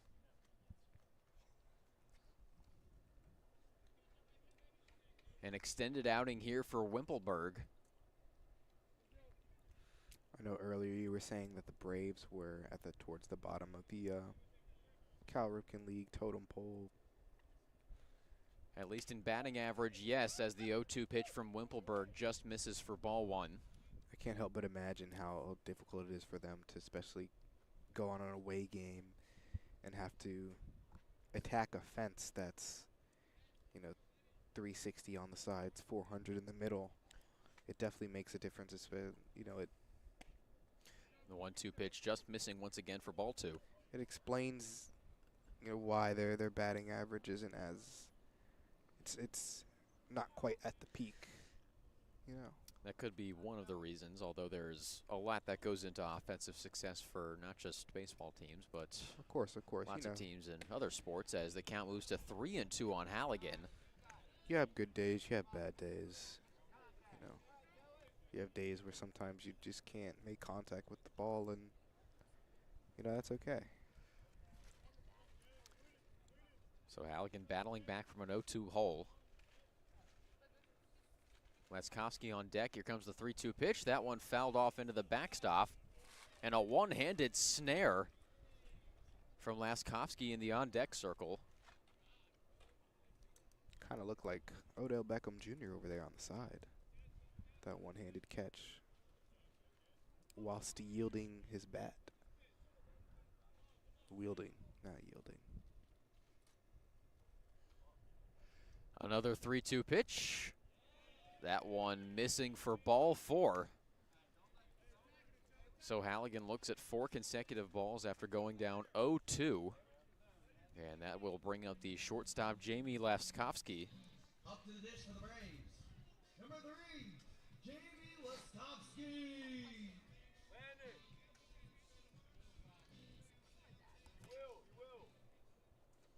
So a runner on first with no outs. Jamie Laskowski stepping up to the plate. Big Train leading 8-1. Here in the bottom of the fourth, Joey Wimpelberg still on the mound. His first offering to Laskowski is in there for a strike. Joey Wimpelberg doing phenomenal for this game, especially in the first 3 coming innings. So Wimpelberg checking Halligan back at first. He'll send him back to first. Again, the count still 0-1 on Jamie Laskowski. For a second, I really thought Emilio Gonzalez over at first base was going to try to hide it in his glove and wait till he walked off the base. For a second, it just looked like he was going to try to do that, but The 0-1 pitch swung on and missed for strike two. Wimpelberg getting Laskowski swinging on a ball that was almost in the dirt. Now Laskowski coming to the Ripken League. Going to be a rising freshman at William and Mary. Went to Lake Braddock High School. One of the several college commit factories here in the DMV for baseball. As the 0-2 pitch upstairs for ball one. Laskowski won Regional Player of the Year last season and holds the school record for hits in a single season.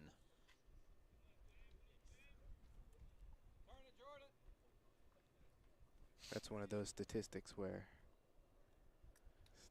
that has your mom bragging about you at the family function. That one's grounded over to third, fielded by Franklin. On to first for out number one.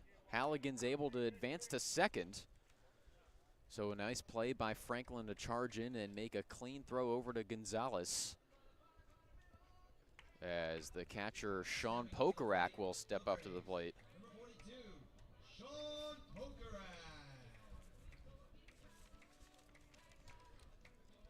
Now Pokarak currently playing his college ball at Lynchburg. Went just 7 of 26 last summer for the Braves.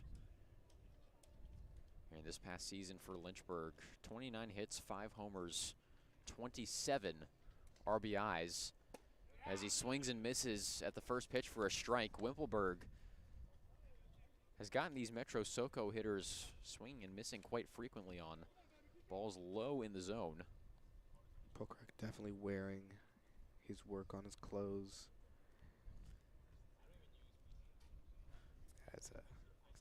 pants are definitely going to have to get a trip in the washer tonight.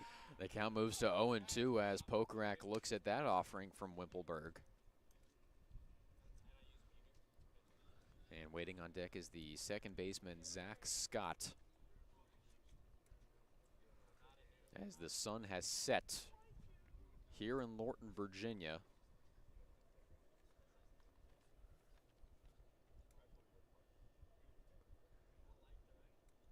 Here comes the 0-2 from Wimpelberg. That one grounded to third, charging in is Franklin. He fields it cleanly, fires it over to first for out number 2.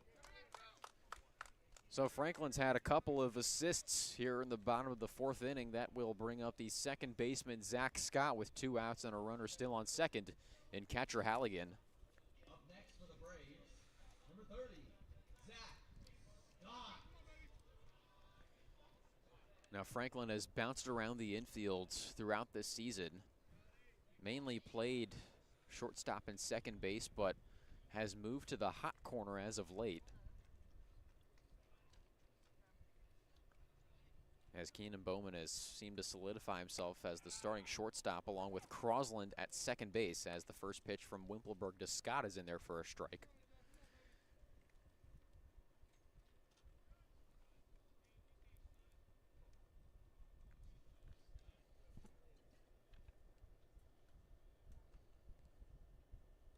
The 0-1 to Scott. That one low for a ball. We also are getting a look at a very pretty sky. Orange and blue skies. Just thinking about that, these are the type of skies that makes you want to just sit at your local airport and watch planes land. The closest airport to me is about 35 minutes away, so that's not usually a weekend activity, as the count moves to 2-1 on Zach Scott. Is that a regular activity for you? Well, my dad used to travel about 40 weeks out of the year, so pretty often we would go pick him up from the airport, and then we would just sit in the cell phone lot, and I would just sit in the trunk and watch the planes land with my mom and my brother. So, yes, kinda. The 2-1 pitch swung on and missed. The count even at 2 with 2 outs here in the bottom of the 4th. Halligan still at second base. Originally, that's actually what I wanted to do as a career. My dad was in the Army, so I put 2 and 2 together, and I'm like, let me be an Air Force pilot. But Well, I'm glad you landed here. I see what you did there. The 2-2 from Wimpelberg, grounded to third, diving backhand stop by Franklin, fires it over to first for out number 3. What a defensive half inning for Landon Franklin, making all 3 outs from third to first. The Big Train still lead 8-1. We'll be back with the top of the 5th shortly here on Big Train Baseball Network. Think you should come and pick me up, 'cause nothing feels as good as summer love.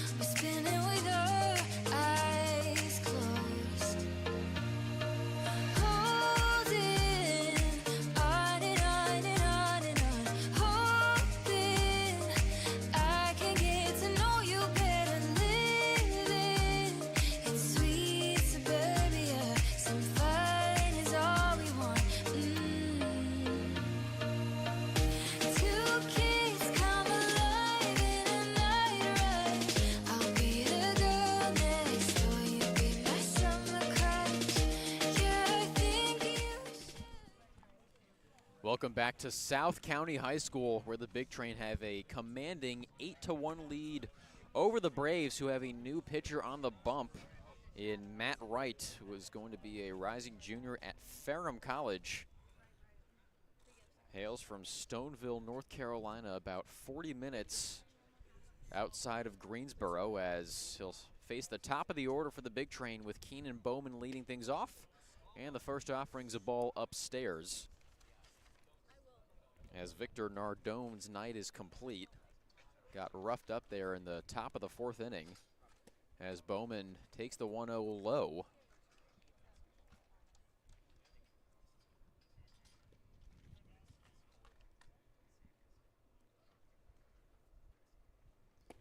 The count now 3-0 on Bowman. That one in the dirt from Matt Wright.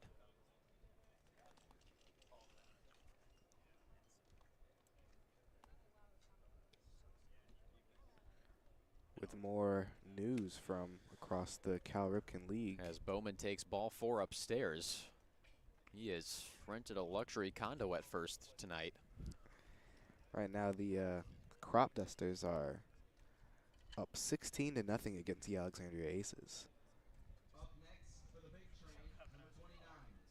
So the South Division leading Aces, who have dominated for most of the summer, as Jordan just said, down by a couple of touchdowns and a safety to the Crop Dusters as the first pitch to Andrew Williamson is in there for a strike. It's a 3-possession game.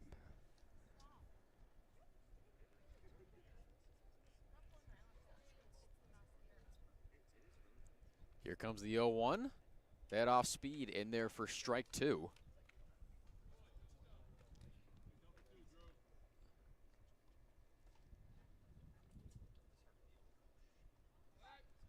As Bowman is sent back to first by Wright.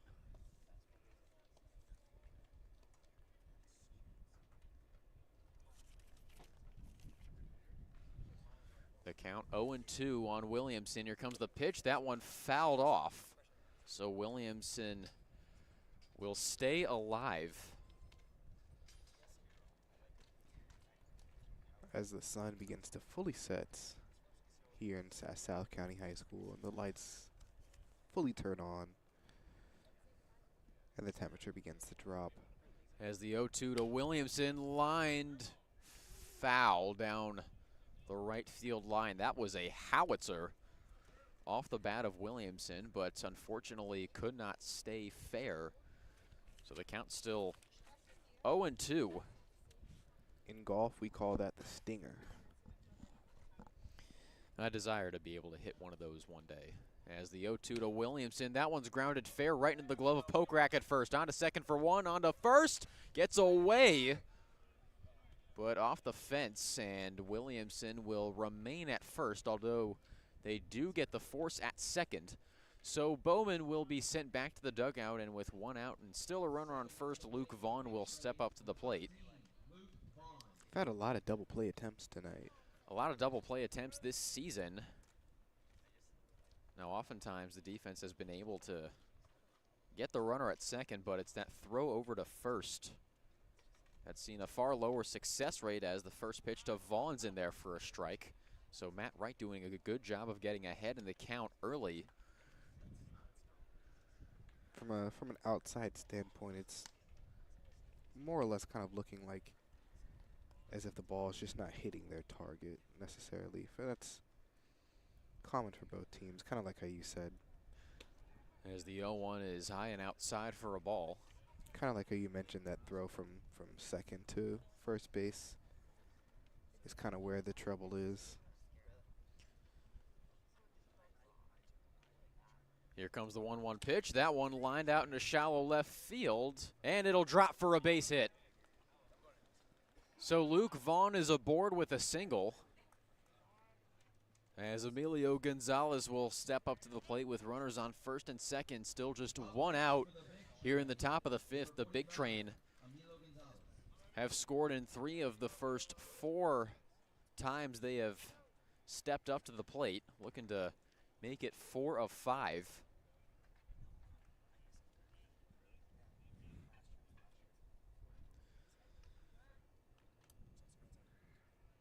The first pitch to Gonzalez, that one's in there for a strike.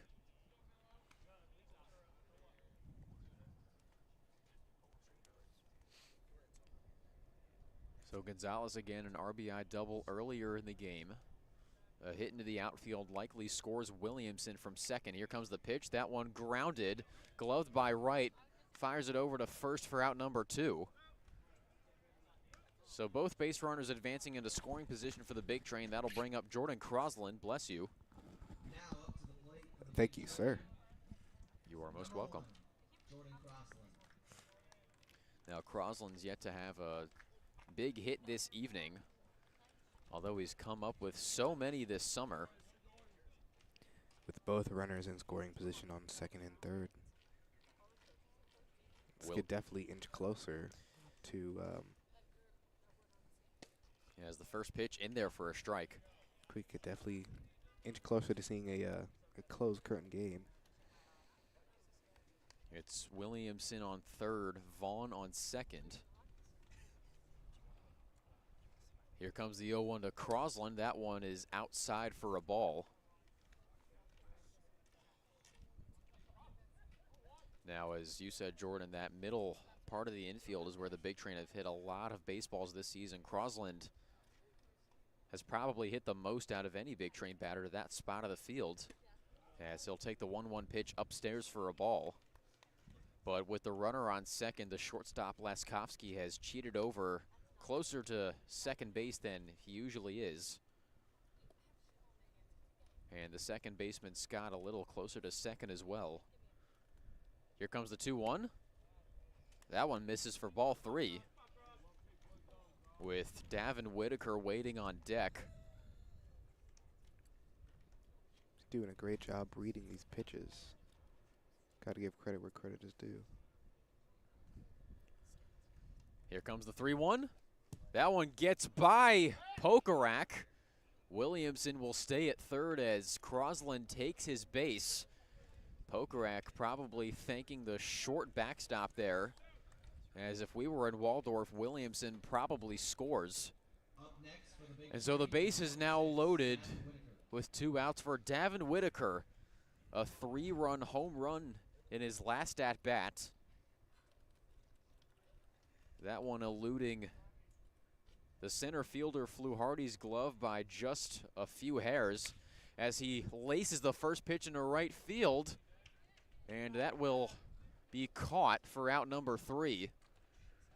So the Big Train leave them loaded once again. They remain ahead 8-1. We'll be back with the bottom of the 5th shortly here on Big Train Baseball Network.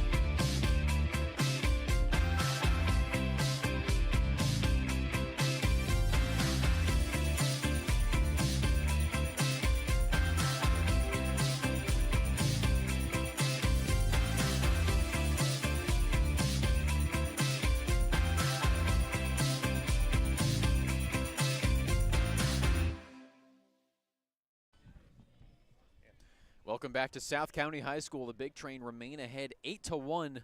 Joey Wimpelberg still on the mound for the Big Train, facing the top of the order for the Braves. Billy Fluharty leading things off for Metro SOCO. As the first offering to Fluharty's in the dirt for ball one. Quentin, as you know, we have a 2-day break for July 4th and July 3rd and July 4th. Yes, we do. It will be the United States of America's 248th birthday in just a couple of days, as we're going to have a mound visit between Vaughn and Williamson. And as you said, this is a good time to lay out the scheduling for the Big Train, who, as you said, are set to have the next 2 days off before returning back to Shirley Povich for a 3-game weekend homestand starting on Friday night against the DC Grays. That will mark our 3 out of 5 last home games at Shirley Povich. Just 5 home games the rest of the regular season for the Big Train. Exactly 10 left in the regular season schedule after tonight. 5 at Shirley Povich, 5 away from Shirley Povich. Here comes the 1-0 from Wimpelberg, swung on and missed for strike one. Now the weekend slate, it's going to be the Grays on Friday, the Crop Dusters on Saturday, and the Aces on Sunday. A little Sunday matinee between the Big Train and the South Division leader, as a good block by Vaughn moves this count to 2-1. We always play the Aces on Sundays. It's like we played them on more Sundays than any other team, it seems. That is going to be the second Sunday contest against the Aces. July 14th will mark the second Sunday contest against the T-Bolts for the Big Train, as the 2-1 pitch is high and inside for ball 3. So Wimpelberg playing a little chin music unintentionally on the mound. And waiting on deck is the left fielder, Chris Morabito. What are you going to do on your 2 days off, Q? Probably errands. Nice. Probably errands. As the 3-1 pitch is hit high and deep into right center field, ranging back is Williamson. At the track at the wall, it drops, rolling all the way to the wall. Picked up by Williamson. Stopping at second is going to be Fluharty. So it's a leadoff double for the Braves, as the left fielder Chris Morabito steps up to the plate. What errands do you plan on running those days? Just curious. Probably will get a haircut. Been a while since I got one of those. Nice, nice. Probably do my laundry, help with some cleaning around the house. Also nice. Will probably take a walk, as I do most days, around my neighborhood. And after that, I might watch some old college football games, as I had basically every day this summer. As the first pitch to Morabito is fouled off down the third base line and out of play. Very simple person. I envy that. How about you? Me and my mom have plans to go to the zoo tomorrow. National Zoo. Definitely one of my favorite zoos. I can't say I've been to too many, but out of the few I've been to, I have enjoyed that one, although it has been a while. Runner on second for the Braves, still 8-1 Big Train. Here comes the 0-1 pitch to Morabito, swung on and missed for strike two. That one again in the dirt, getting a Metro SOCO Braves swinging and missing. We're definitely seeing the Metro Braves starting to swing more at the pitches thrown at them, not necessarily attempting to, take every ball or take every, well-positioned pitch going their way. Here comes the 0-2 from Wimpelberg. That one in the dirt. Morabito laying off, so the count will move to 1-2. Still no outs here in the bottom of the fifth. The Braves have a lot of work to do. You can definitely tell that the pressure of the score deficit is starting to get to the Braves. The 1-2 to Morabito. That one in there for strike three. So Wimpelberg records another K, retiring Morabito for the first out of the inning, and that will bring up the first baseman, Jack Pokarak. Up next for the Braves. Now a quick check-in from Major League Baseball. The Atlanta Braves currently in a 2-2 draw with the San Francisco Giants in the top of the 6th. And the hometown Nationals also in a 2-2 tie with the Mets in the top of the 9th, as the first pitch from Wimpelberg to Pokarak is in there for a strike. The Baltimore Orioles set to kick off their contest in Seattle against the Mariners in approximately 40 minutes. As that one hits Pokarak on the left leg. So he will take his base. That'll put runners on first and second for the Braves. The cleanup hitter, Jaden Cholera, stepping up to the plate.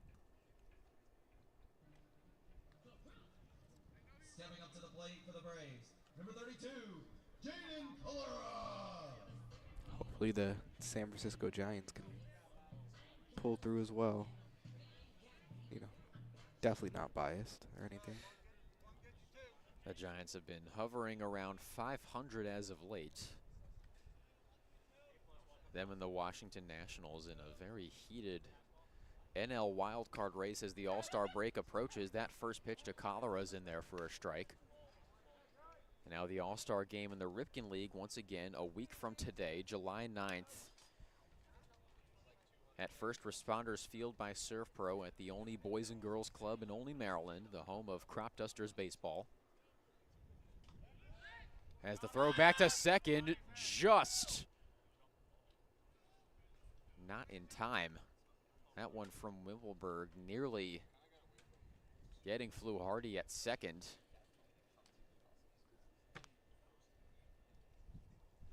I'm curious to hear, who do you think would be some picks from not necessarily the Big Train, but also the Big Train, and then other teams across the Cal Ripken League for the All-Star game? 0-1 pitch is in there for strike two. From the Big Train, I am very confident that Andrew Williamson will make the All-Star team. Right, without a doubt. I'm also confident that Max Martzolf will also make the All-Star pitching staff. He is in towards the top of the league in strikeouts for most of the season.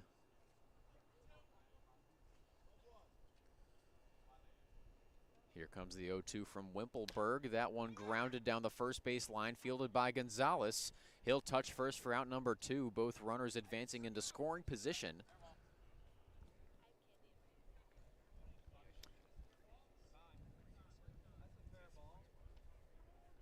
As we're going to have a discussion amongst the umpires whether that ball was fair or not.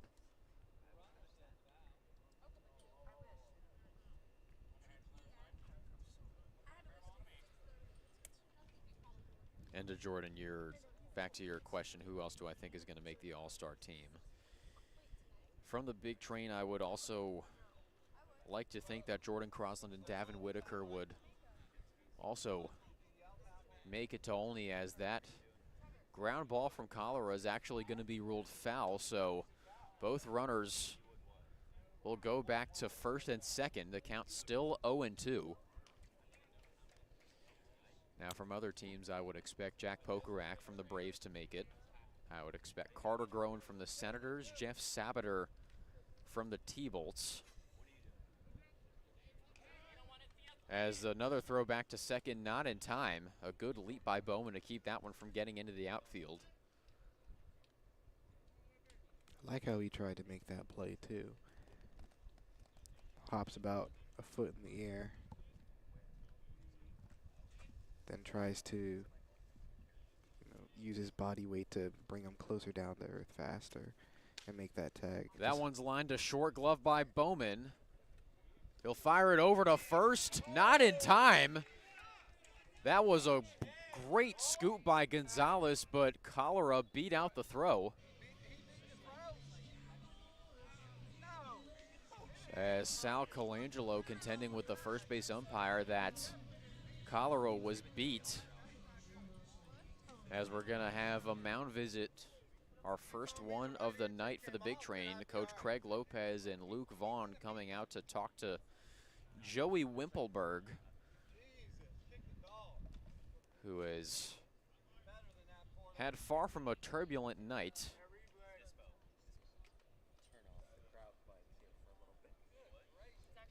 As this looks to be a simple confidence boost from Coach Craig Lopez and Luke Vaughn as well. And speaking of Craig Lopez, Friday, right? it's going to actually be Saturday against the Crop Dusters. It's going to be the Art of Baseball night as well as Craig Lopez Appreciation Night.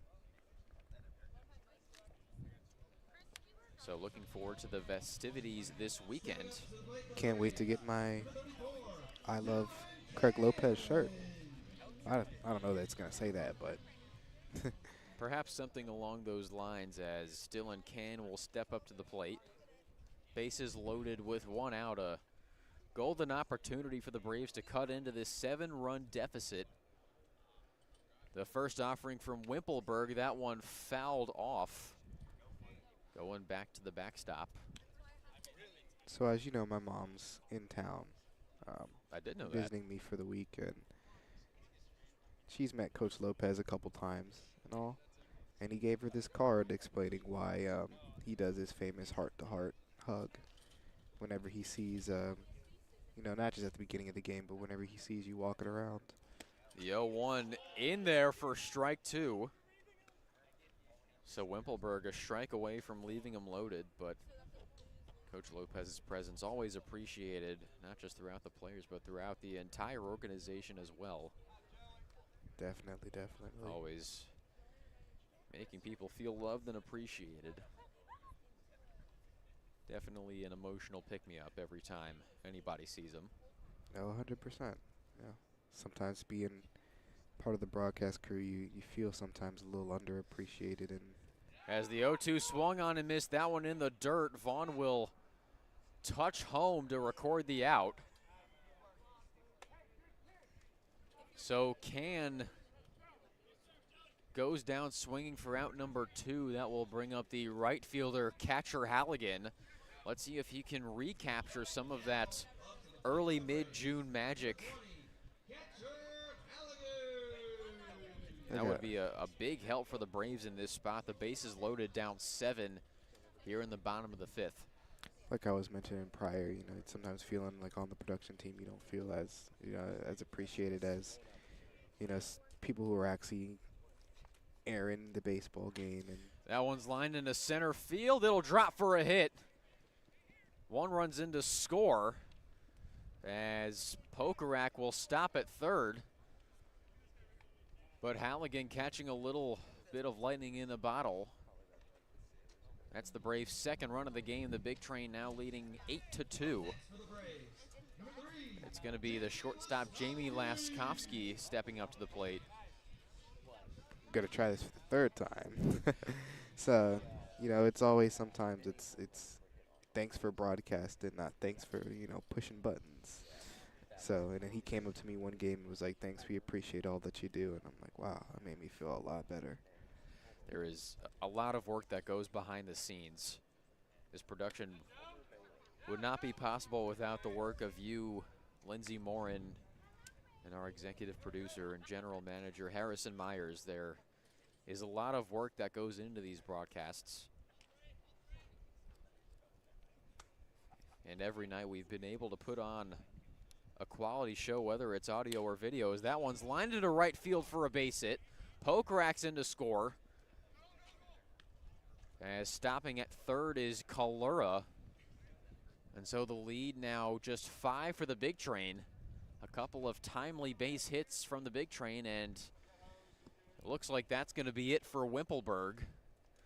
So we're going to go to a quick commercial break here on Big Train Baseball Network. The Braves getting 2 back here in the bottom of the 5th. They trail by just 5 now.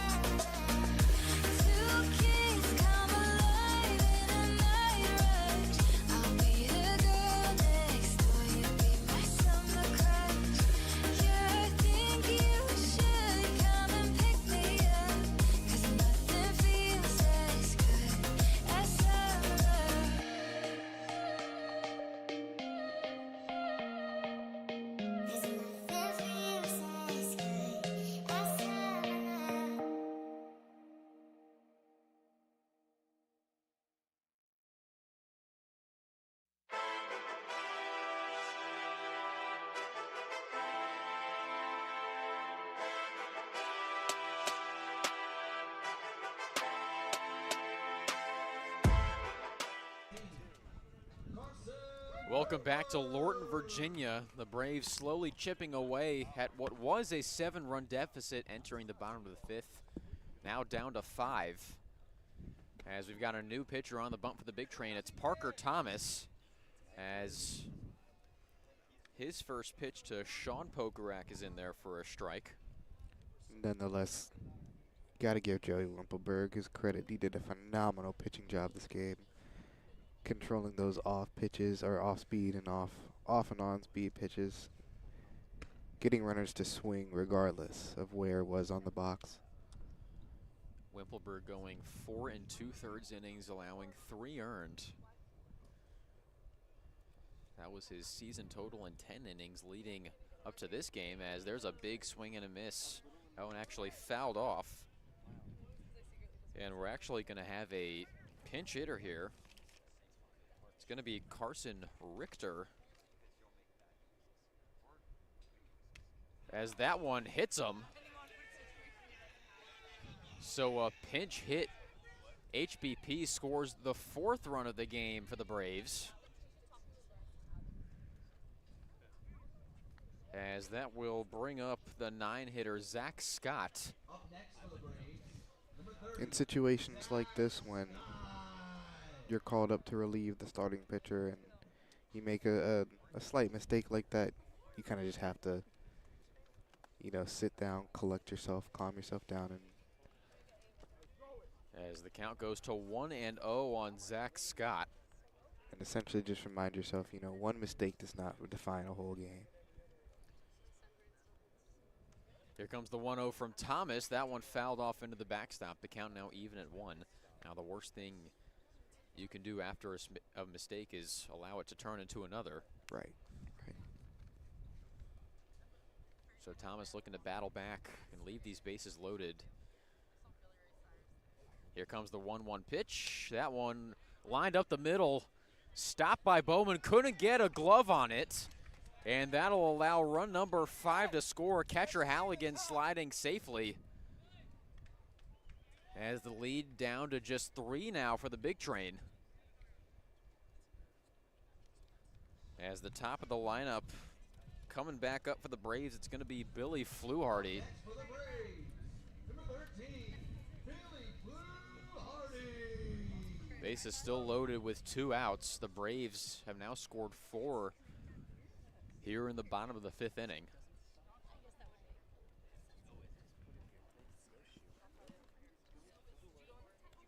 The first offering to Fluharty, an off speed, low for ball 1.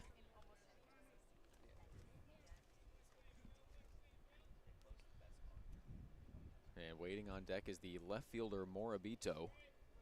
Here comes the 1-0 from Thomas. That one swung on and missed for strike 1.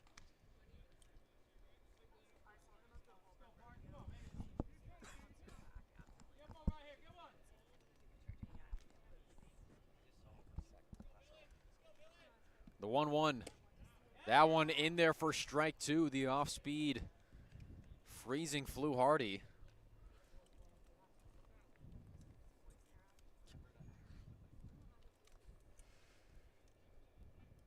So a money pitch here for Thomas. The count 1-2 with 2 outs. The bases loaded. That one upstairs, evening the count at 2. Parker Thomas definitely getting straight to business here. No tries at curveballs, no off speed, just straight down the middle. Another money pitch. Cash! So Fluharty goes down swinging, but the Braves making up a little bit of ground. Now down by just 3. The Big Train looking to extend that back to where it was prior when we come back for the top of the 6th here on Big Train Baseball Network. Hey baby, I love the way you boogie down. Hey baby, I love the way you move, boogie down.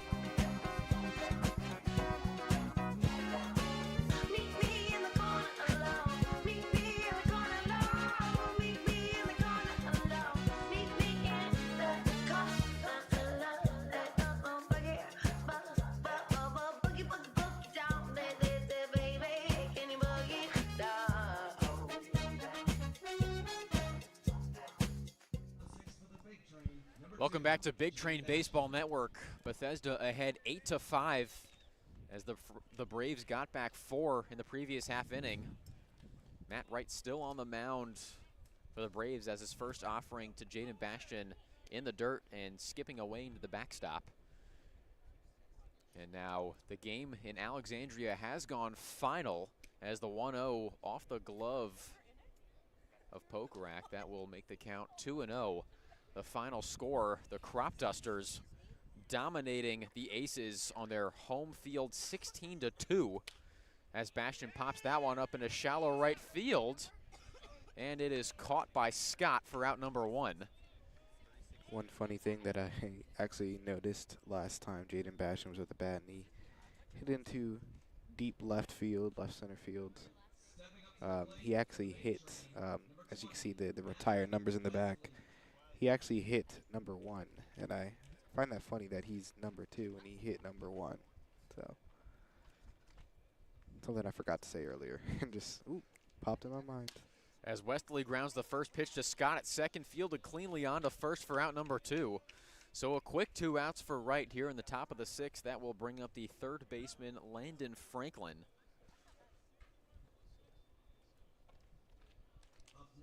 So the Aces, a rare walloping, especially on a field that they've found so much success at over the past few seasons.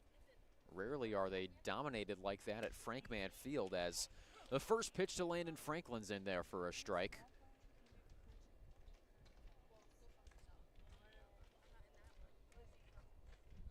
The 0-1, that one in the dirt, count moving even.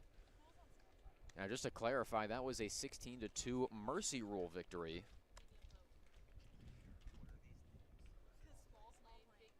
As a 1-1 outside, Franklin gets ahead in the count.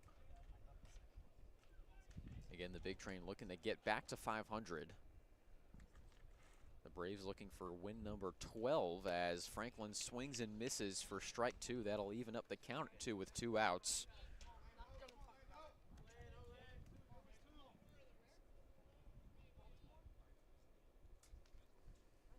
Definitely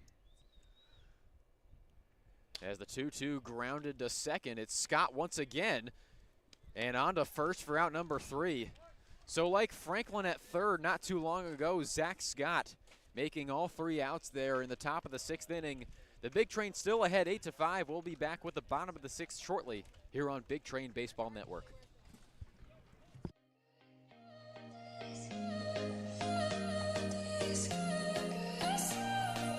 Wait for me. Keep watching you when you leave. Something new. Keep hoping you feel this too. Holding on and on and on and on.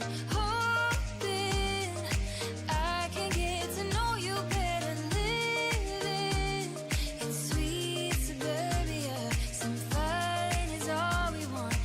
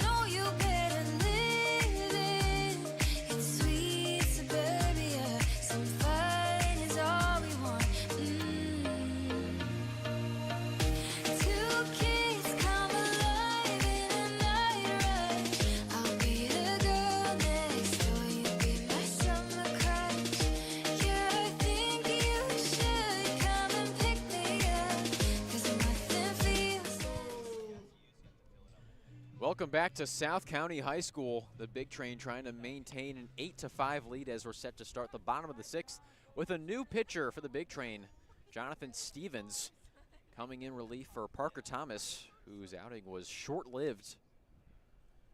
As the first pitch to Morabito flies by the glove of Vaughn upstairs for a ball. He's coming with that definite heat, especially from that first pitch, even though it was off-centered. Went off towards the backstop. As Morabito swings and misses for strike one. That's one thing you can always count on Jonathan Stevens to do, is to throw some heaters.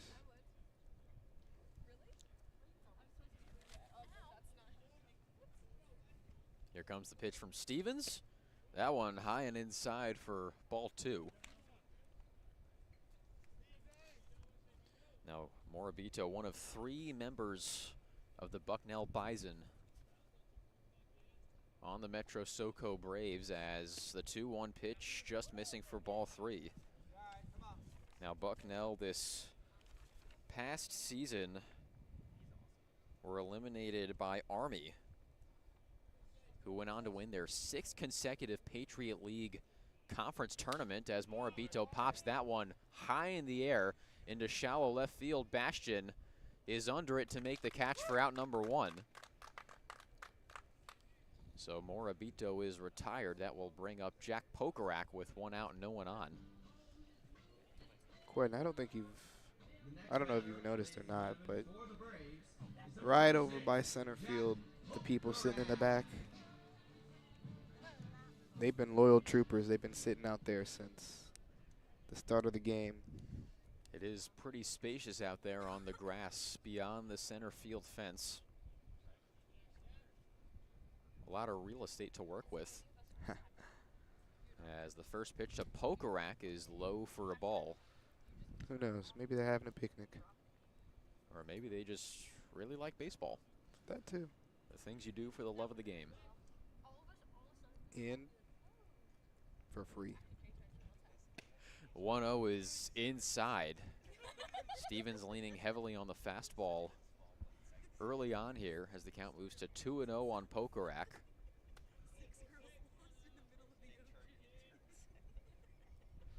Here comes the 2-0.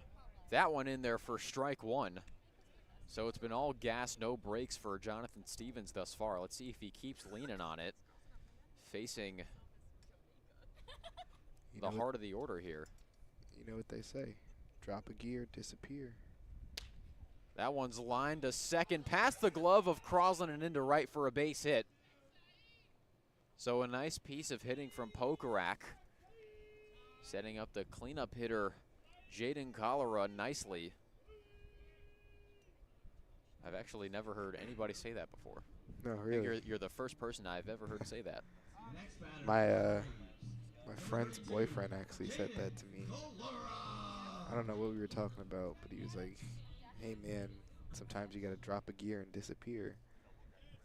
I was like, wow. Are those two events often related? Drop a gear, disappear? Those seem like two independent events. It's because you know when you're driving stick shifts, the gear you're in controls the speed. First pitch to Cholera, missing for a ball. So if you were to drop from second to third, or third to fourth, or even fourth to fifth, you drop the gear and then you go faster. So, hey man, I'm always happy to explain explain jokes. So the count now 2-0 on Cholera. I just don't speak fluent Carinese like a lot of other people do.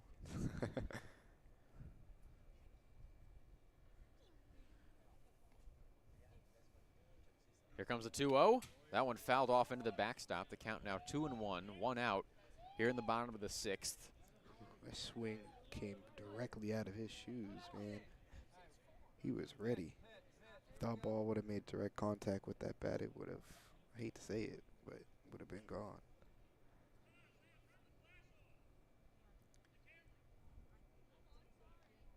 As we're going to have a quick stoppage in play.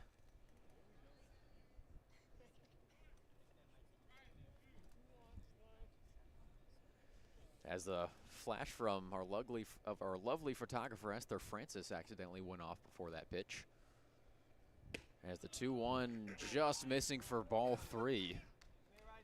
It's funny you say that. I was at a church program on Sunday, and somebody in the crowd was recording, the choir singing, and older gentleman, he didn't know his flash was on, and no one had the heart to tell him it was on. The 3-1 pitch, that one low for ball 4.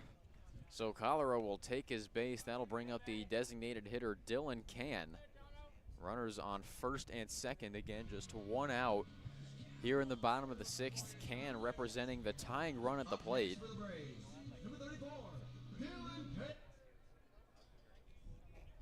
Well, that was very anticlimactic. The PA announcer getting cut off by the sound system. Now you think a one-syllable last name, the PA announcer would be able to get in time. Nope. Just so close. First pitch to Can, low for a ball.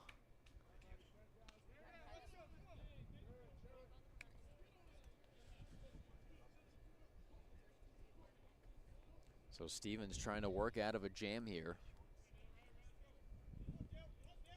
Kind of going back to our earlier innings, I kind of want to know what That one's grounded to third, off the glove of Franklin and into left field. Although Pokrack will stop at third.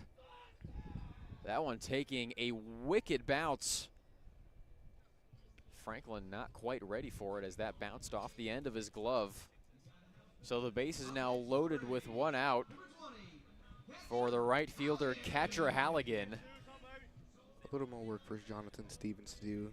Now he has to play catch up as we only have 1 out and the base is loaded.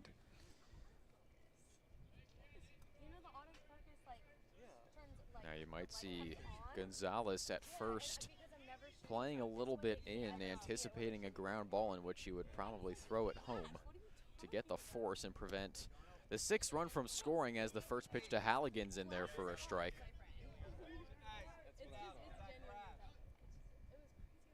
As Gonzalez will actually not cheat in, nor will Franklin at third. So a regular defensive alignment here for the Big Train. Smart decision. Here comes the 0-1. That one popped up into foul territory and out of play down the first base line. Yeah, I was going to say smart decision, especially to play back there. Because if you're the Braves in this situation, you're really trying to either go straight up the left center field or the right center field, or you're swinging out of your shoes to go hit a home run, especially on this shorter field. So Halligan in an 0-2 hole once again, but was able to battle back last time to take his base on ball 4, as that one upstairs for ball 1.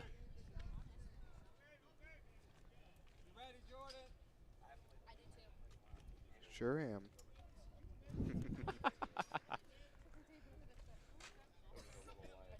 Pretty often they're calling for Jordan Crossland. They'll say Jordan, and then I will turn around. Halligan swings and misses on an off speed in the dirt for strike 3.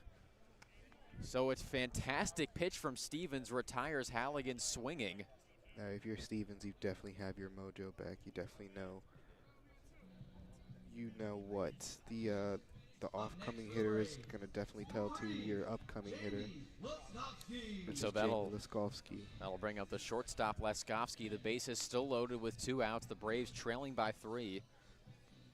Tying run aboard first. Go-ahead run potentially being represented by Leskovsky.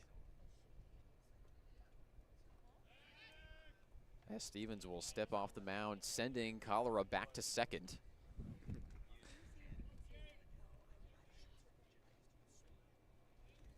They all scattered just like cockroaches when you turn the lights on. All 3 of them ran back to base. First pitch to Leskovsky in there for a strike.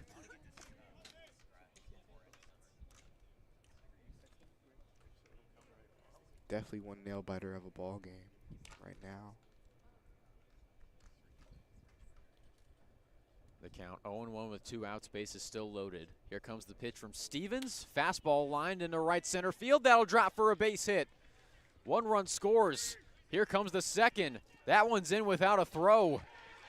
It's a 2 RBI base hit for Jamie Laskowski, and the Braves are within 1. A huge 2-out hit from the rising freshman. Now, I mentioned earlier that the Braves are definitely going to either try to swing out their shoes and get it over the fence, or they're going to try to go up and down the left center field or the right center field, and that's exactly what they did, hitting right in between And so Andrew Williamson and Davin Whitaker, where either of them weren't close enough to make that original catch for the out. And so that'll bring up the pinch hitter. Carson Richter was hit by a pitch in his last at-bat, as the first offering fouled off for strike 1. Now Richter's going to be a rising senior at Edgewood College, hailing from Lodi, Wisconsin. Whoa, far from home. No Spider-Man. Now, he does have pretty good spidey senses. It is listed on Edgewood College's website. He is a first-degree black belt. Whew. Nah, I'm As not the messing with him in the parking lot. Count now even at 1. Hey, if he wants my wallet, he can have it. I'm not. I thought when he was hit by a pitch, I thought he might just catch the baseball.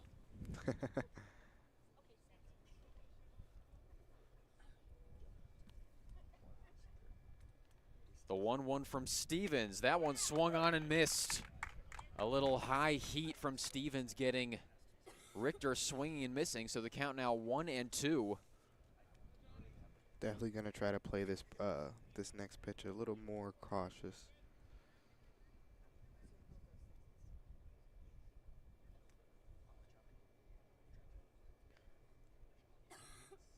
Here comes the 1-2 from Stevens. Swung on and missed for strike 3. That off-speed pitch definitely getting to Richter there. So Richter is sent down swinging, but the Braves getting another 2 back. They trail by just 1. We'll be back with the top of the 7th here on Big Train Baseball Network.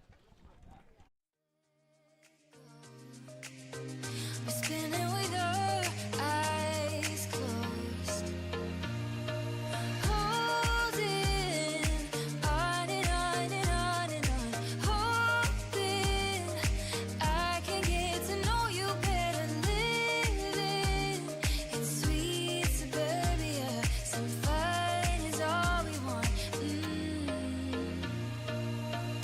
Two kids come alive in a night rush.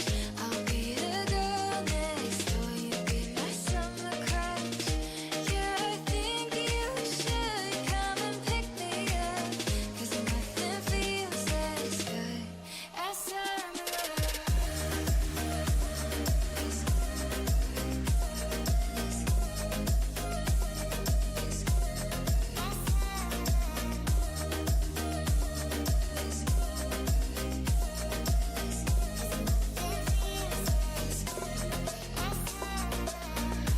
Two kids come alive in a night rush.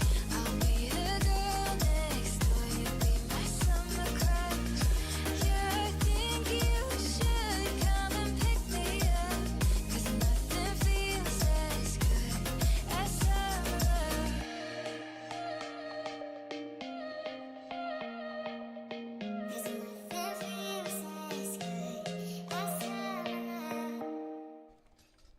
Welcome back to Big Train Baseball Network. As Metro SOCO getting a couple back, they trail by just 1 as we head into the top of the 7th. As Keenan Bowman takes the first pitch from Matt Wright for a strike. At first, when they announced his name as the new pitcher on the intercom, I could have swore That one outside for a ball. they said Matt Rapp and not Matt Wright. Then I heard you say Matt Wright, and I'm like, oh, yeah, I'm just kind of dumb. There's a swing and a miss for strike 2. No, you just misheard something. That happens all the time. Yeah. Here comes the 1-2 to Bowman. That one in the dirt. What a stop by Pokrack behind the dish. So that'll keep Bowman alive here against Wright. Count now 2-2. Here comes the pitch. also in the dirt for ball 3. And waiting on deck is Andrew Williamson. Again, had a 2-run home run in his first at-bat.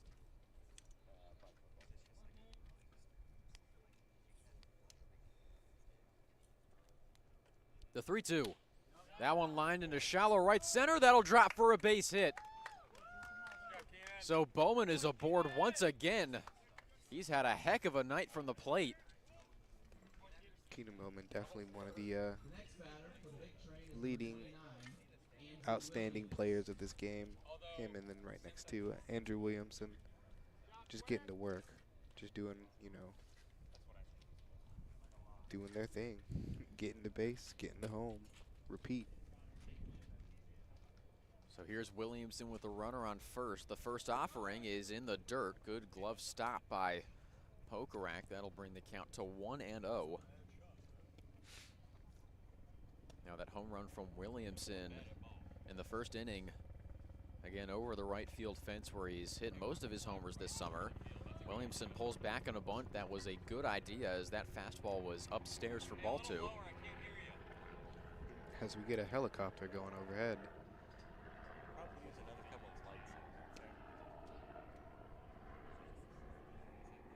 What do you think it is? Medical helicopter, military? Well, considering that the sky is completely dark and void of all blue, I really cannot tell. As the 2-0 upstairs, Bowman sent back to first, keeping his right foot on the base. A nice throw from Pokarak, almost getting Bowman, who was doing a little bit of a balancing act there at first, to keep his right foot on the bag.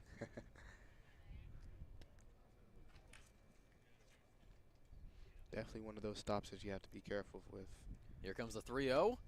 That one in there for strike 1. If you stop a little bit off center, as Bowman didn't do, he did it correctly, then you definitely could roll that ankle or even something worse. So props to him for stopping the way he did. The 3-1 pitch fouled off down the first base line and out of play, so that'll move the count full.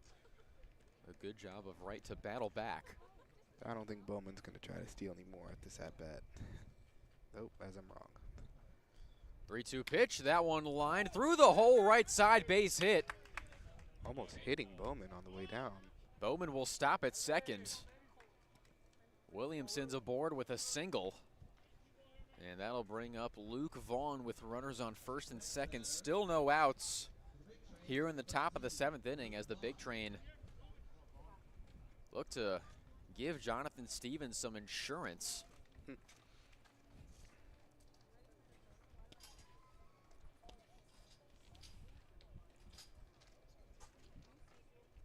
Definitely giving Stevens and his pitches a run for his money. Vaughn showing bunt, pulling back. Good idea as that one was upstairs for ball 1. Again, we have runners on first and second, no outs, a common bunting situation for the Big Train. Both Bowman and Williamson extremely capable base runners. Now to play devil's advocate on this next one. Or did I say Stevens? I meant right. Vaughn showing bunt again. He'll pull back. Another good decision as the count moves to 2-0. To play devil's advocate for Matt Wright on the mound right now. He's throwing some really good and really, you know, straight down the middle pitches. They're just too fast. They're going too high. They're going too fast. It's easy for the hitter to read. That bunt from Vaughn hits the net down the, the third base line. So the count will move to 2-1. If he can work on that during the off season and just learn how, hey, let me slow my pitches down, even though they're going straight up the top and they're going right on target. If he can get a little dip in that, he'll be golden. He can just repeat that pitch, rinse and repeat his way to the MLB. Here comes the 2-1. Vaughn showing bunt again, pulls back again. The count 3-1 as that one was high once again. Vaughn doing a really good job not falling for, you know, these upstairs pitches, especially in a time like this where every swing and every base load matters. Vaughn showing bunt again, pulls back again. That one off the glove of Pokarak. but it doesn't matter as Bowman and Williamson advance anyway on ball 4. So that'll load the bases with no outs for Emilio Gonzalez. And here's one of my favorite hitters on the big train is Emilio Gonzalez, especially just how fluently he has his bat movement from the top of his left shoulder down to the bottom of his right hip. And so it looks like we're going to have a pitching change for the Braves as Matt Wright's night is done. We're going to be back after a short commercial break here on Big Train Baseball Network.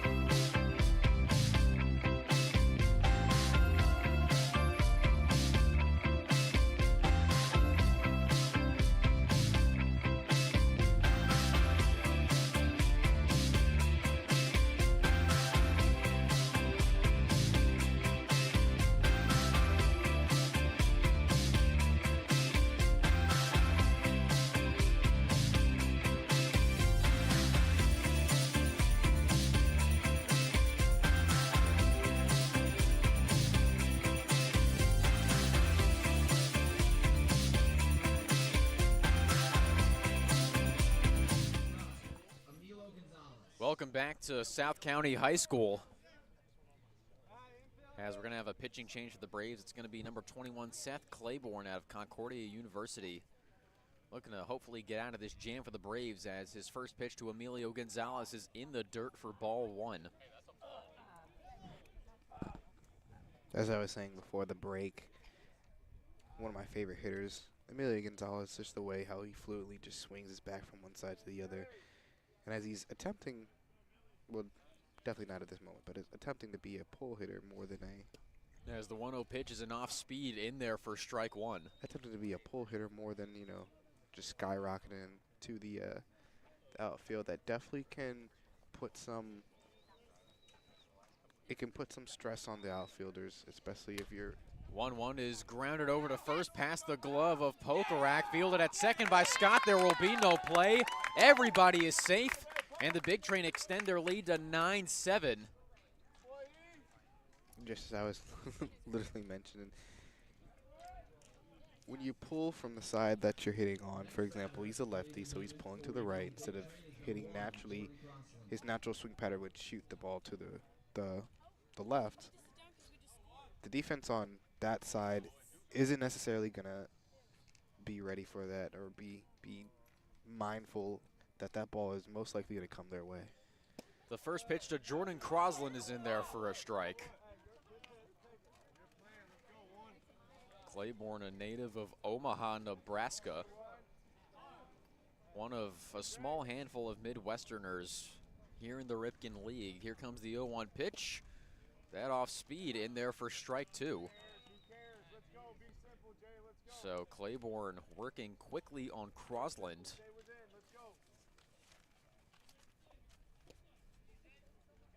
As waiting on deck is Davin Whitaker. Here comes the 0-2 pitch. That one lined out into left field, but foul.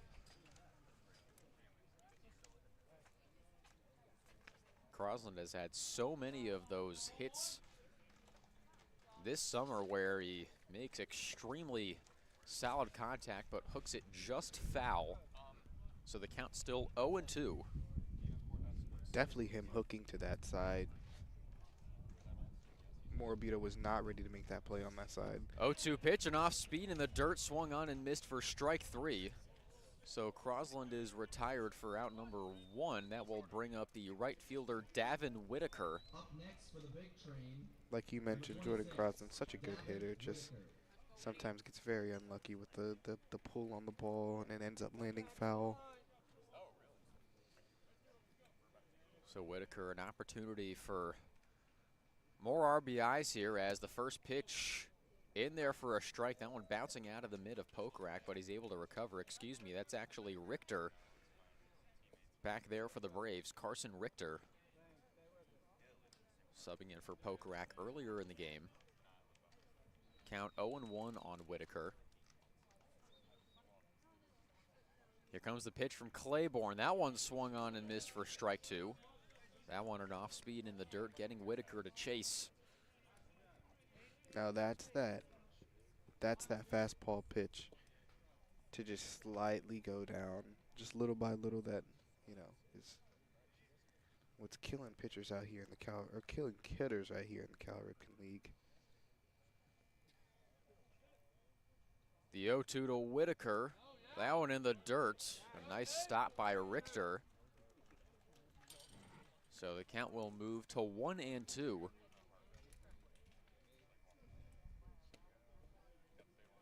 Can't think of the name, but I know he's on the big train. He threw that pitch 3 times in a row to retire a batter over in Alexandria. Truly a master of his craft right there. The 1-2 to Whitaker. That one's popped up into left field. Under it is Morabito. He's got it for the out. Tagging up is Williamson. He will make it. So a sac fly from Whitaker, his 4th RBI of the game, and that extends the Big Train lead to 10-7.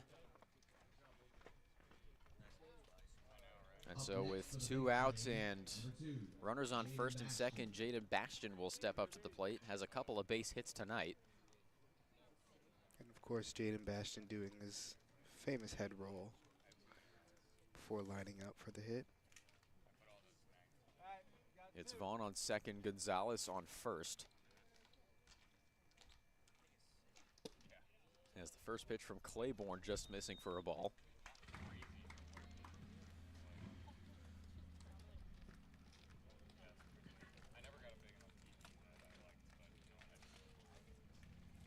Believe it or not, Q, I used to do something like that while playing hockey. As that pitch from Claiborne's in there for a strike. Are you talking about the motorcycle behind us? Oh, no. Would you roll into hockey games on a motorcycle, Jordan? No. Instead of, you know, how Bastion does his little head roll before he lines up, I used to do it with my shoulders, just kind of like.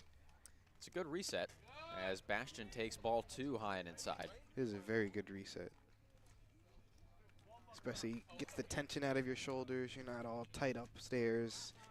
That little shoulder roll, that little head roll just evens you out. Brings you at a good plane with your shoulders. Here comes the 2-1 pitch. That one high and inside as well for ball 3. Waiting on deck is the designated hitter, Matthew Westley.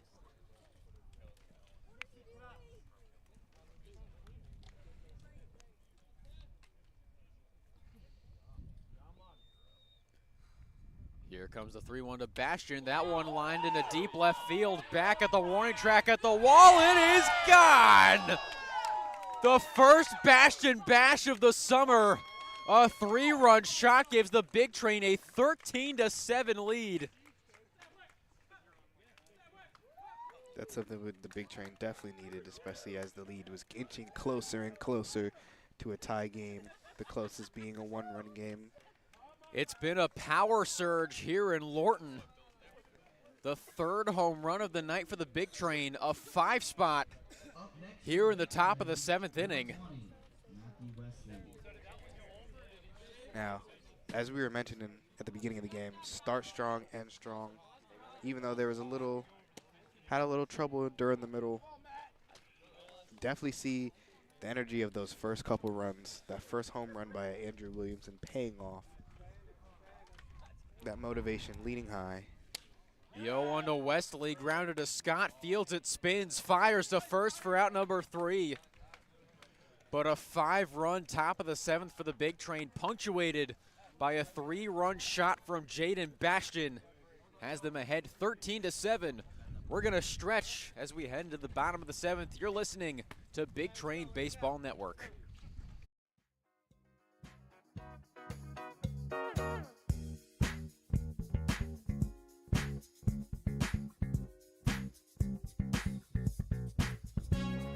The juice is in the mix, it'll fix you up. I'm gonna ride that boogie train till the sun comes up. Ride that boogie train, ride that boogie train, ride that boogie train till the sun comes up.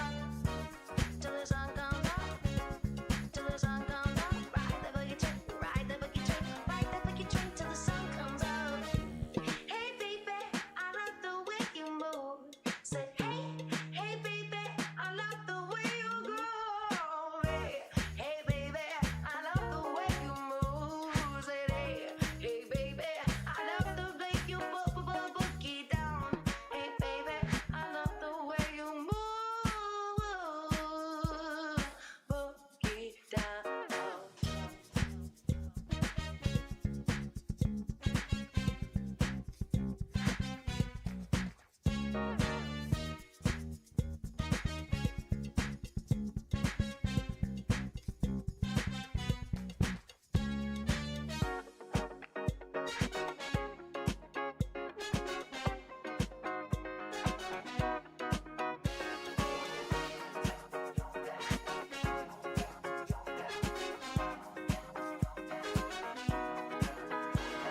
The juice is in the mix, it'll fix you up. I'm gonna ride that boogie train till the sun comes up. Ride that boogie train, ride that boogie train, ride that boogie train till the sun comes up. Meet me in the corner alone.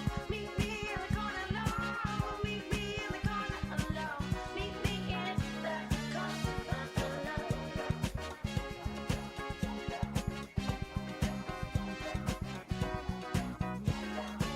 Meet me in the corner alone. Meet me in the corner alone. Meet me in the corner alone. Meet me in the corner alone. Welcome back to Lorton, Virginia, where the Big Train have taken a 13-7 lead over the Braves. Again, punctuated by a 3-run home run from Jaden Bastion, his first of the summer. That's the first pitch from Jonathan Stevens. To Zach Scott has popped up into shallow left field. Under it is Bastion. He'll make the catch for out number 1. So that'll bring it back to the top of the lineup for the center fielder, Billy Fluharty. And now it's funny, against a team who's prided itself on the long ball all summer long, it's the Big Train that have come into their house and hit 3 of them here tonight. It's funny that Jaden Bastion made that exact catch in almost the exact same spot where he hit that over the wall. The first pitch to Fluharty, that one misses for a ball.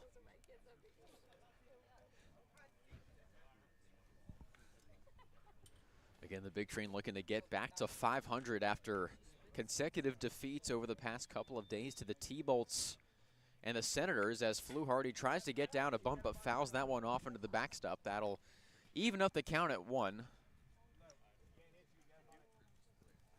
Way too speedy on that bunt.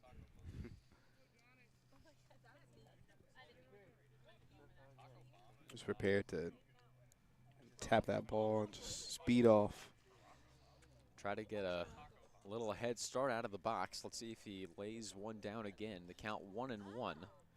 Here comes the pitch from Stevens. That one swung on and missed for strike 2.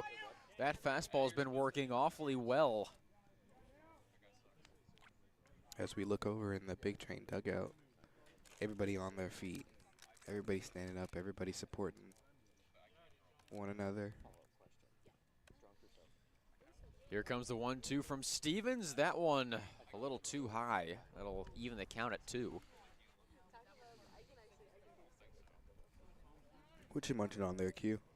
Well, I have a bag of cashews in my lap. That's what I've been munching on in between innings. Usually I have a trail mix. That's cashews, almonds, raisins, and M&Ms.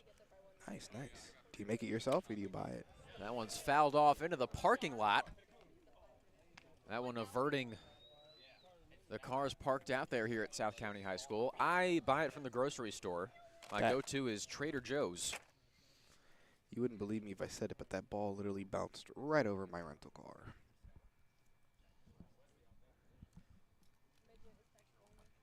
I'm happy for you.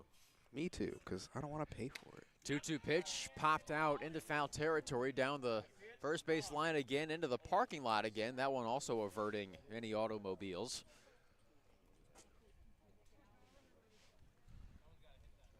Whew.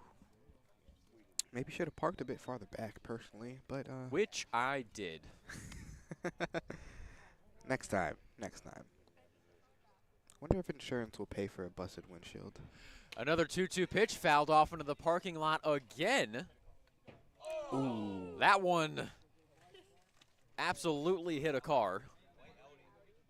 A white Audi. Oh, well. That one a white Audi. Didn't sound like a window. That sounded like the other part of the car. Well, hate to bring it unprofessional, but I'm sorry. I felt that in my soul. Another 2-2 pitch. That one in there for strike 3. So Flew Hardy is sent down looking. Jonathan Stevens looking awfully good in relief, as that'll bring up the left fielder Chris Morabito with 2 outs and no one on for the Braves. It was only a matter of time before it hit a car, to be honest with you. Perhaps Flew Hardy is an automobile disliker. I've been waiting to say this fact all night. That first pitch missing for a ball. So, it's because, you know, I used to be a physics major. So, one of my favorite formulas was actually the gravitational pull formula. That's definitely not the name, but that's like the most I can remember of it. Basically, that 1-0 pitch is fouled off down the third base line and out of play. But basically, so what happens is things with bigger mass attract objects stronger, or there's a greater force to attract objects the bigger the object is. So, of course, a car is going to pull a ball towards it more than, of course, me or you. As the 1-1 pitch upstairs, they'll bring the count to 2-1. So I used to work at this golf course, and we would always, you know, of course, the ball picker down on the range. Yep. People would always say, "Oh, I wasn't aiming for the pitcher, or aiming for the picker." And it's true, because that small golf ball, even though it has such a small mass, and that picker with a big... That one's grounded past the glove of Stevens, off the glove of Crosland, so Morabito will reach base safely. The picker has greater mass and greater volume, so literally it will just pull the ball towards its direction. Now, it's not always going to make contact, especially if you have one moving object and 2 moving objects. There's limited time before that ball hits the ground. Same thing with a baseball. Now, it's pretty interesting because basically with all this, I'm saying if the ball goes to the parking lot, it's directly going to pull in the direction of a car. It may not always hit, but the force that the car is putting on the ball. As the first pitch to Jack Pokrack's in there for a strike. Isn't as strong as the earth pulling on the ball, but there's still a chance that that car will pull the ball off of its trajectory and it will end up hitting the car. That time it just happened to do it. As the 0-1 line down the line and fair past the diving Franklin at third. It's going to be a single for Pokrack. So runners now on first and second for the Braves with 2 outs. Bringing up the third baseman, Jin and Cholera. Now, you did bring up something I can relate to as a former driver of a range picker at a golf course. I can absolutely attest to that. I was under siege quite frequently out there. And it felt like I was a golf ball magnet, but you providing You literally were. really good reasoning for the fact that I literally was. You literally were a golf ball ball magnet. magnet. Yeah, it's kind of crazy.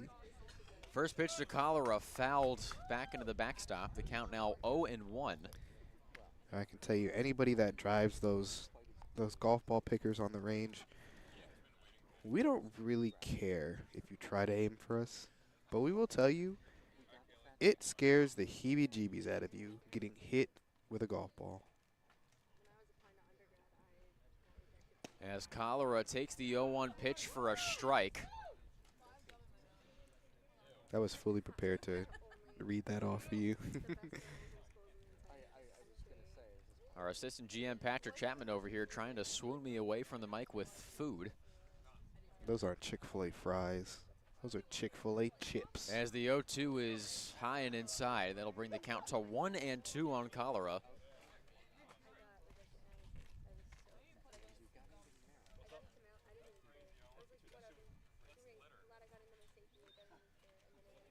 The 1-2 from Stevens. That one jamming Cholera, popping it into foul territory and out of play down the third base line. These Braves hitters are really eager to try to balance out this score a little bit more. Swinging up really too early, swinging way too early, and it's more or less hurting them more than helping them. The pitch swung on and missed for strike 3. So Jonathan Stevens leaves a pair stranded. The Big Train remain ahead by 6. We'll be back for the top of the 8th soon here on Big Train Baseball Network.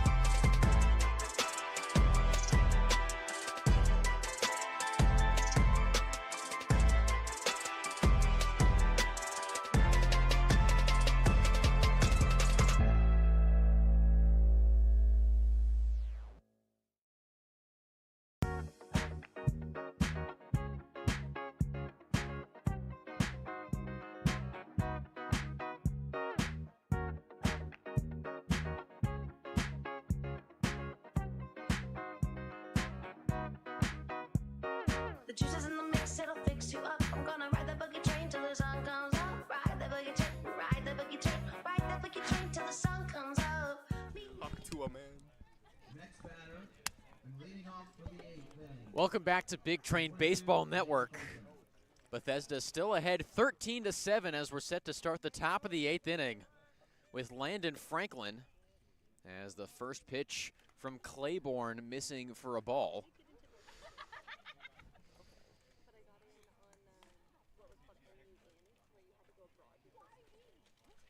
The 1-0 to Franklin. That one in there for strike 1.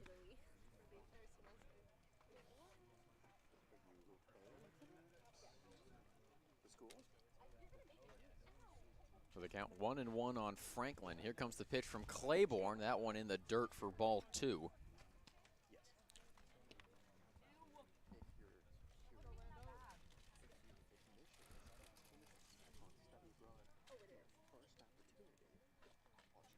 Here comes the 2-1 from 21. That will be inside for ball 3. Waiting on deck is the leadoff hitter, the shortstop, Keenan Bowman.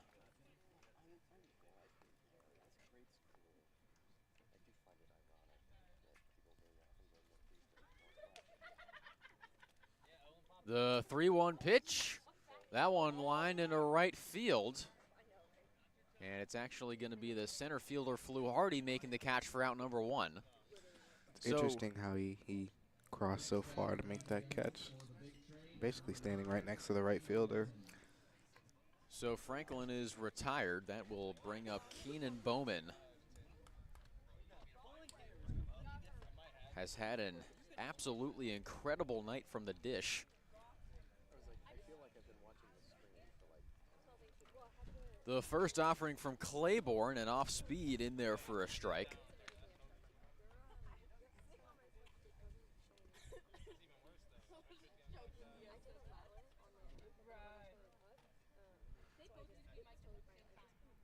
The second offering from Claiborne swung on and missed. So Claiborne ahead 0-2. One out here in the top of the 8th. Andrew Williamson waiting on deck. As that one's in the dirt, count moves to 1-2. And a quick score check from around the Ripken League. The Giants and Senators currently tied at 4 in Waldorf. That game is in the bottom of the 8th. And the T-Bolts leading the Grays 9-5 in the top of the 7th from Montgomery Blair High School. The 1-2 pitch, that one popped into foul territory down the right field line. It will be Pokrack making the catch for out number 2. And that'll bring up Andrew Williamson. 2 gone, bases empty. Big Train still up by 6.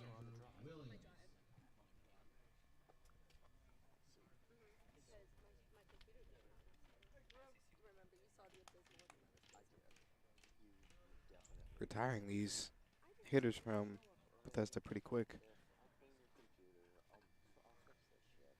The first offering to Williamson, a high drive into right field. Does he have another? Yes! What a shot by Andrew Williamson. His second home run of the night, his 7th of the summer. Now 3 years ago from yesterday, Kemp Alderman hit a baseball into center field that never came down, or at least it looked like it never came down. Andrew Williamson, a similar moonshot into right center field. And the Big Train officially doubling up. The Braves now lead 14-7. That ball went so far up on the hill, the people that were sitting back there, one of them got up and went to go look for it. And the only reason I know that is because I can see his flashlight looking in the trees. As the first pitch to Luke Vaughn in there for a strike. Or her. We don't discriminate around here, you know?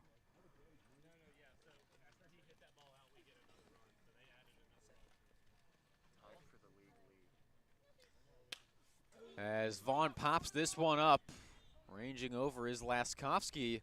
He'll make the catch for out number 3. But Andrew Williamson has tied Carter Groen for the league lead in home runs with 7. His second of the night. The Big Train lead by a touchdown. We'll be back for the bottom of the 8th shortly here on Big Train Baseball Network.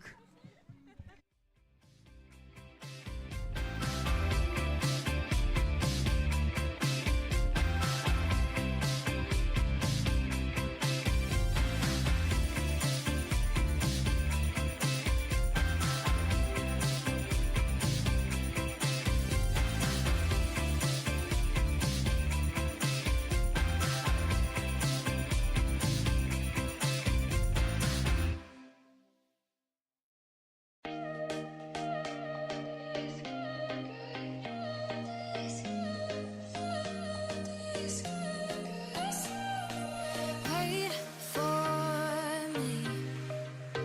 Keep watching you when you leave. Something new. Keep hoping you feel this too. Holding on and on and on and on.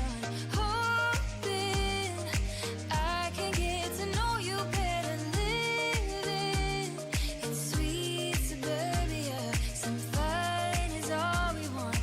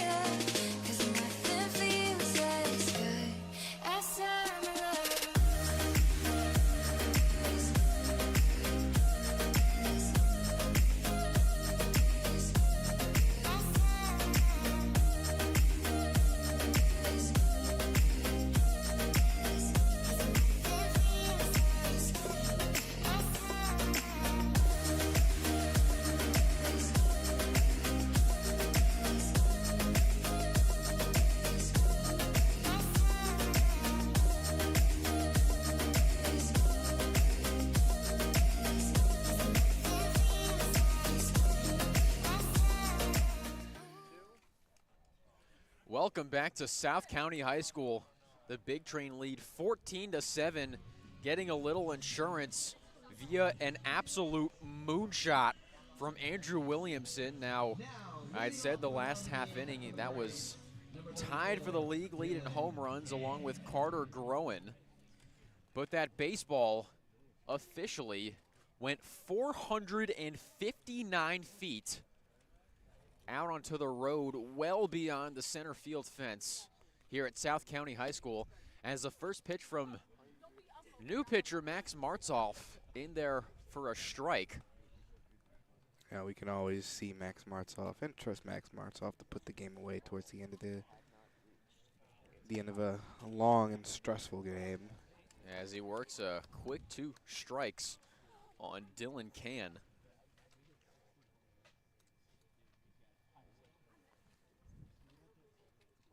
459 feet. At this rate, Andrew Williamson is on the route to be the 7th number retired for the Big Train. A Hunter Renfroian shot.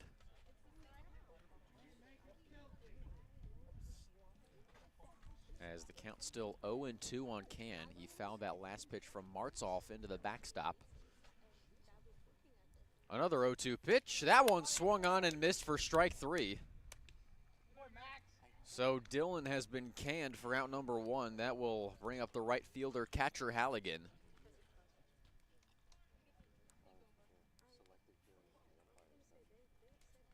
As we're actually going to have a pinch hitter here for Halligan. As the first offering from Martzoff is fouled back into the glove of Vaughn for strike 1. It's going to be Quinn Madden stepping in for Halligan. Got his own version of the Soto shuffle, I see. As the count quickly 0-2 on Madden. Also playing at Lynchburg, who lost to eventual Division III champ Misericordia in the Division III semifinals. As the 0-2 to Madden, low for a ball. Now, last season, Madden led the Braves in hits, RBIs, and stolen bases. As the 1-2 pitch, just missing. That'll even the count up at 2.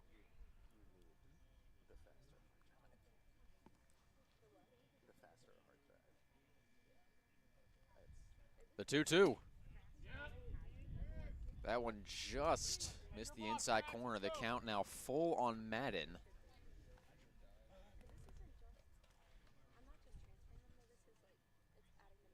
The 3-2 pitch. Just missing for ball 4.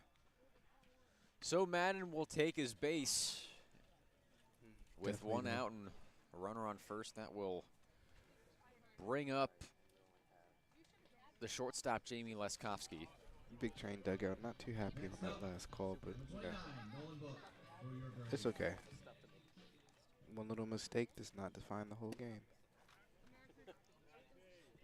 As the first offering from Martzoff is inside for a ball.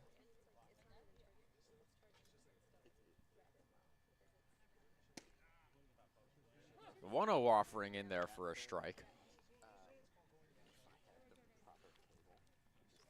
I'm curious. I wonder what the pitcher in the bullpen got thrown out for. As the 1-1 pitch swung on and missed for strike 2. I heard voices, so it might have been talking.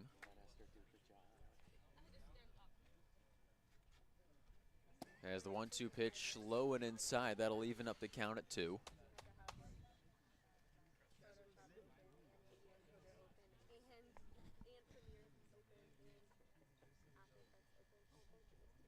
The 2-2 pitch, lined over the glove of Gonzalez into right field for a base hit.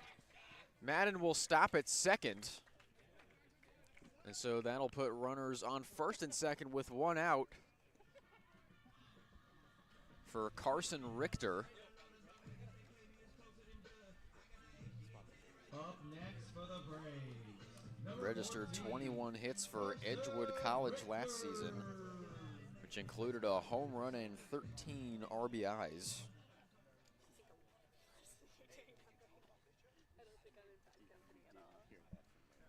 Braves on a mission. First pitch to Richter. That one low and inside for a ball. Braves on a mission to put some on base, especially to keep themselves alive this at a crunch time in the bottom of the 8th inning. The 1-0. That one in there for strike one. With one runner from the Braves in scoring position and one on first base. They're still in this game. Here comes the 1-1. That one low for ball 2. Let's go, Max. Come on, baby. Now, when Phoebe and I were talking to Max 4-3, let's go. on Sunday, when I asked him to evaluate his performance last Sunday against the Aces, he said he got too comfortable and lost focus. Looks to have regained it here as the count moves to 1-2. Well, as the great Future said, better not get too comfortable. I was very curious to see what line you were going to pull out. As the 1-2 pitch swung on and missed for strike 3.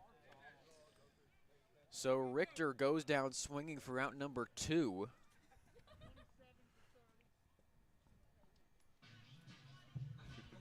Did that scare you? Next up for the Braves, No, I didn't scare you. I was just curious. AJ Well, Luciano. can't get too comfortable.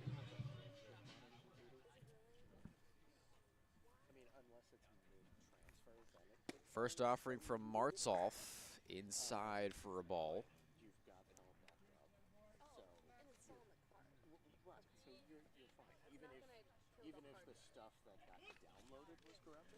The 1-0. That one low and inside for ball 2. It's going to be a pinch hitter. It's the rider Bronc AJ Labrisciano. Now, it's interesting to see, especially since Max Martzoff is a left-handed pitcher. He hasn't yet to make any pickoff attempts. I don't think he's quite worried about that at the moment, especially considering the Big Train are up by a touchdown, as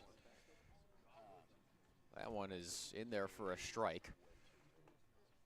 Definitely not.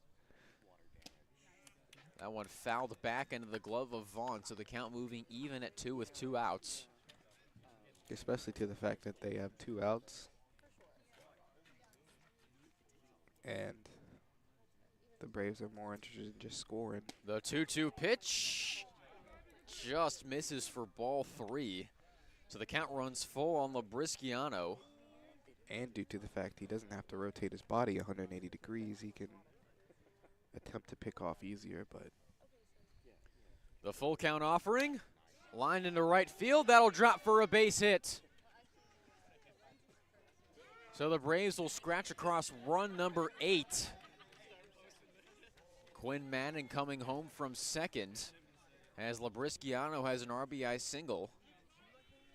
The score now 14-8 in favor of the Big Train. That will bring up the center fielder Billy Fluharty. Up next for the Braves, number now they have cut the lead down to exactly a touchdown. Without the extra point, yes. Or 2 field goals, or 3 safeties. As the first pitch from Martzoff to Fluharty's in there for a strike.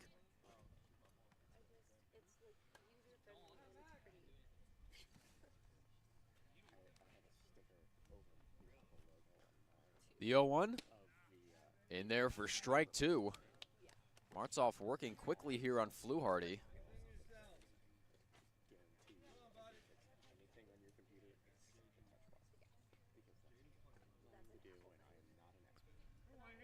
The 0-2 offering. Off speed, swung on and missed for strike 3.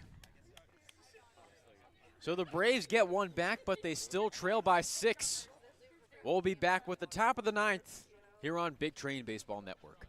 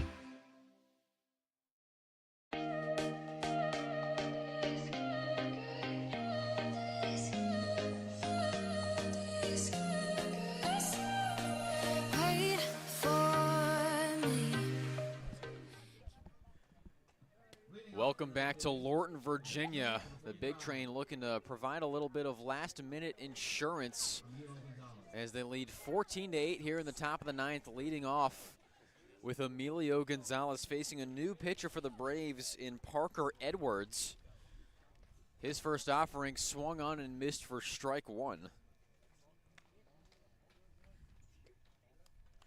So it'll be Gonzalez, Crosland, and Whitaker due up for the Big Train. As the count now 1-1 on Emilio Gonzalez. Now the Houston natives got a rocket for an arm. That fastball has a little extra zip on it than most pitchers here in the Ripken League, as the count now 2-1 on Gonzalez. That off speed missing the zone. And he is not afraid to get straight to the point. As the 2-1 pitch, that one lined into left field for a base hit. He has very little wait time, just straight to the windup and straight to the throw. Big Train, number 1, Jordan Crossland. So with Gonzalez on first, that'll bring up Crosland.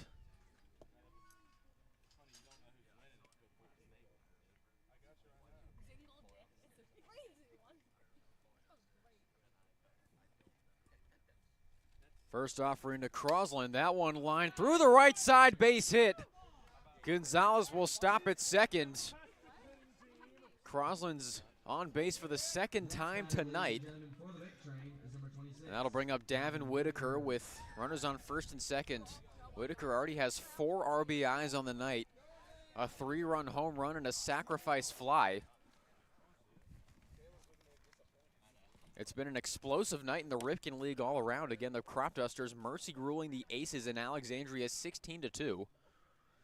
First pitch to Whitaker, missing for a ball.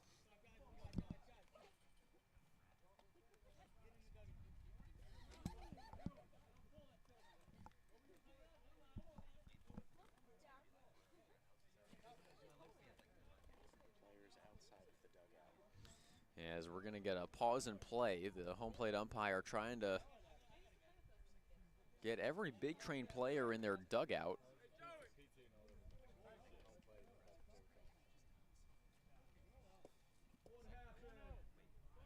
So the count's 1-0 on Whitaker as play will resume.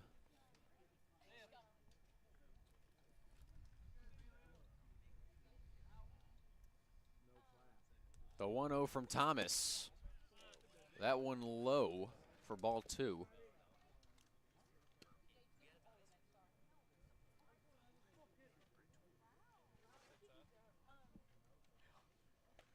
The 2-0. That one swung on and missed for strike one. Thomas blowing Whitaker away with a fastball.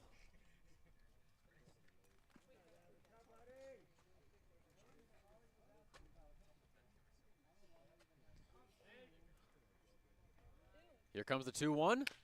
That one's grounded over to first. On to second for 1. Whitaker will cross first safely. A good glove and throw by Pokarak to get Crosland at second. Gonzalez is able to advance to third.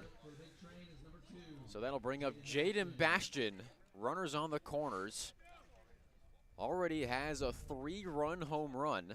That was Big Train's 4th. Or excuse me, at the time it was the 3rd until Andrew Williamson went yard for the 2nd time tonight.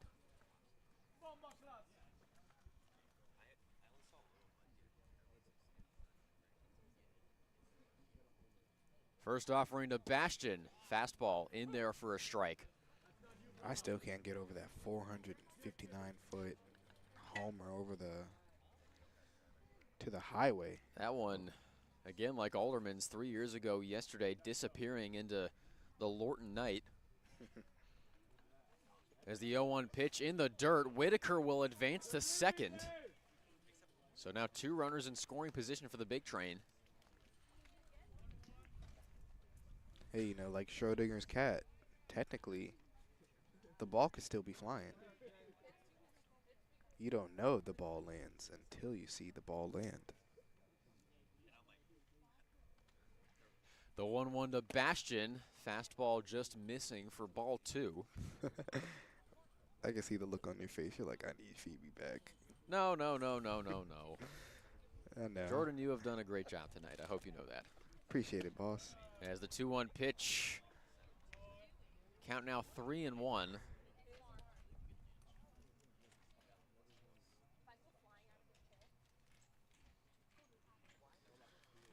Here comes the pitch. That one outside for ball 4. The base is now loaded for the designated hitter Matthew Westley. Up next for the big train, number 20, Matthew Wesley. Now, whether that was an intentional ball or accidental, I to don't play devil's advocate again, there was still probably a better choice to run that off another ball instead of risking another Bastion bash. As the first pitch to Westley, a fastball low and away for ball 1.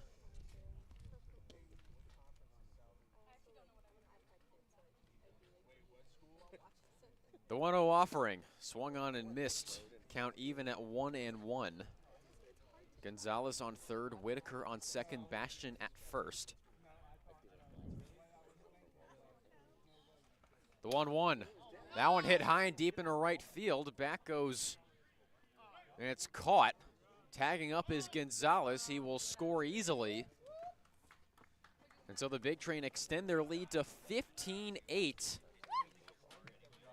Now officially the most runs the Big Train have scored in a game this season. As Landon Franklin steps up to the plate with runners on first and second and 2 outs. Hefty cushion as they're going into the bottom of the 9th here. Scoring in all but 2 half innings, the Big Train tonight in Lorton, as the first pitch to Franklin swung on and missed for strike 1. Only 4 innings where the Big Train did not score at least 1 run. Oh, sorry, wrong one. 3 innings in which the Big Train did not score at least 1 run. The 0-1 to Franklin, that off speed's in there for strike 2. With the highest one being a 5-run in the top of the 7th. Here comes the 0-2. That one popped out of play towards the cars. Look out below. That one averting any automobiles in the area.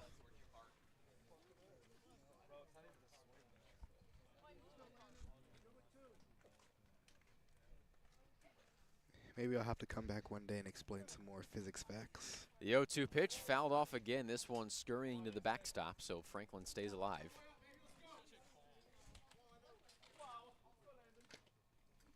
That is way out of my league, so Hey. I will leave it to you to provide that.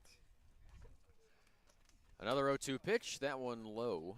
Count now 1-2 on Landon Franklin.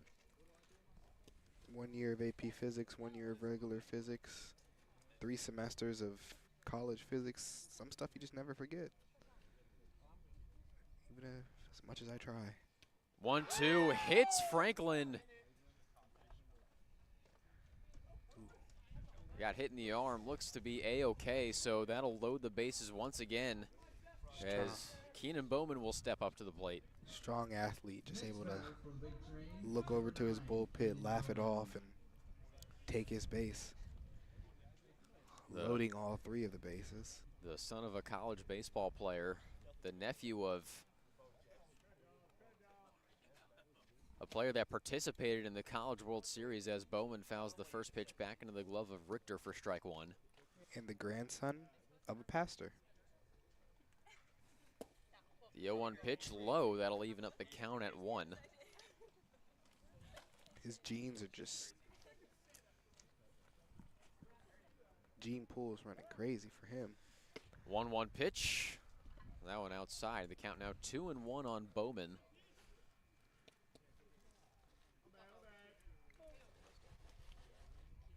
The 2-1. That one grounded to third, fielded by Kalura on to first for out number 3. So the Big Train leave the bases loaded, but add 1 to the score. Their season high in runs. They lead 15-8. We'll be back with the bottom of the 9th here on Big Train Baseball Network.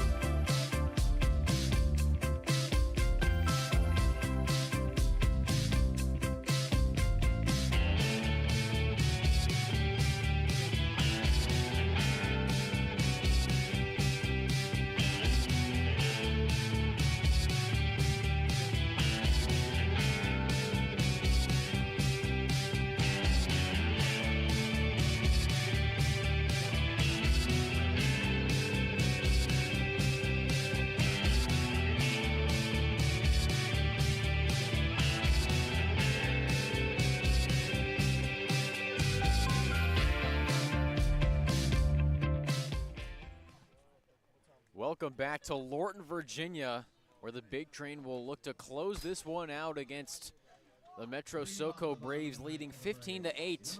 Max Martzoff still on the hill for Bethesda, as it's going to be another pinch hitter for the Braves. It's going to be Caleb Sanders. First offering to Sanders, low for a ball.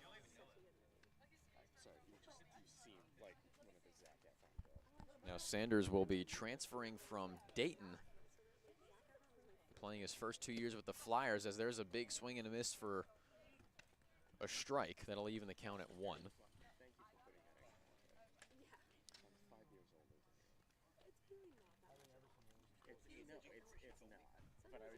The 1-1. That one fouled off into the parking lot once again. That one also hitting cement.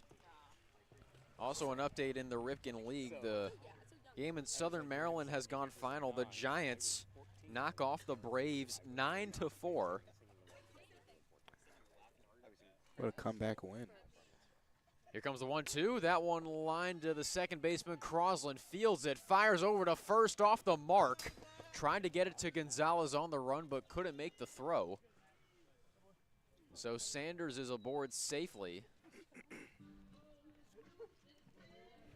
Want to hear some more physics that I just noticed from that throw? Yeah. So Crossland is moving, let's say, in an x equals positive direction. So, you know. So he was moving quickly to his left. Yep, so There. we're going to say positive to his left. And as he throws the ball, he forgets to That one inside for a ball. he forgets to compensate for the force pushing him forwards. So as he throws the ball's also moving forwards in that direction as well. As that one's in there for a strike. Which means the throw would have been perfect to Gonzalez. However, If since he was stationary. if he was stationary, since he was moving forwards, 1-1 pitch low for ball 2. the ball is also moving in that direction as it starts at x equals 0 as well.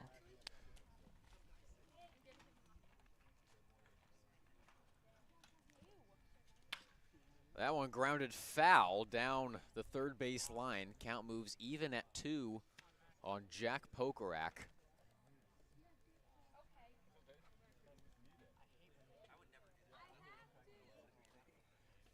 So yeah, the more you know. I just saw the shooting star go across the sky here in Lorton.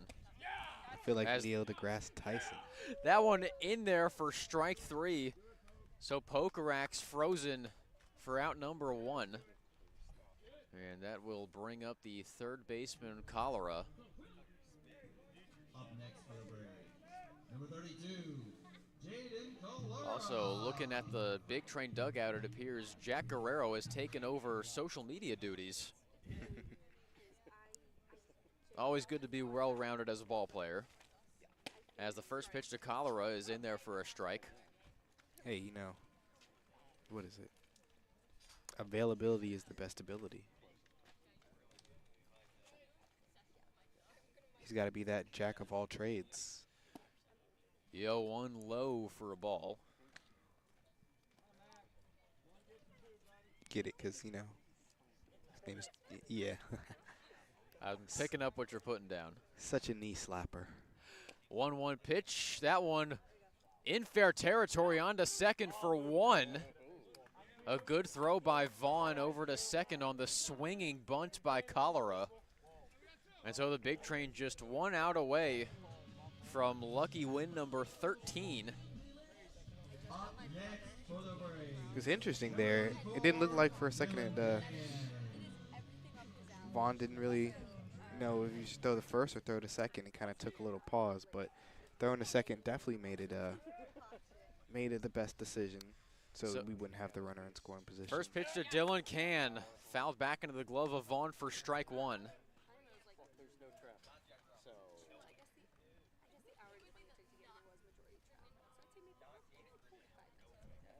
Here comes the 0-1.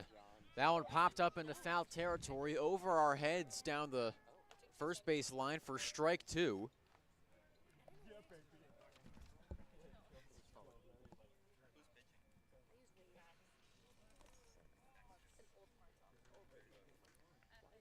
The 0-2 from Martzoff.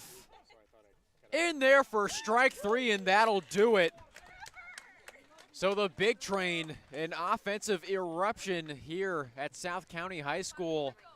4 home runs here against the Braves. Andrew Williamson with 2. Davin Whitaker with his 2nd of the summer. And Jaden Bastion his 1st.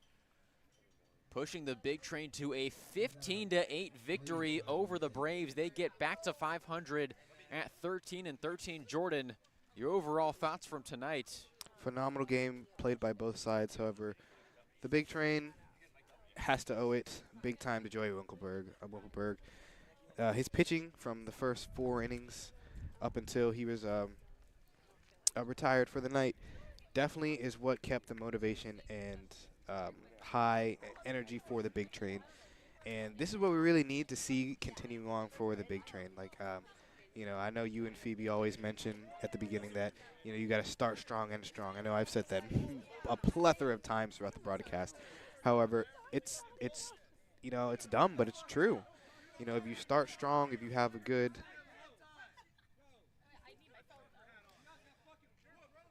And so the Big Train winning by a touchdown again, getting back to the 500 mark. Jordan, sorry, that threw me off. you were wonderful tonight. You were more colorful than a rainbow. I appreciate you stepping in for Phoebe Winters, for our executive producer Harrison Myers, stepping in for both Phoebe and Lindsay Morin.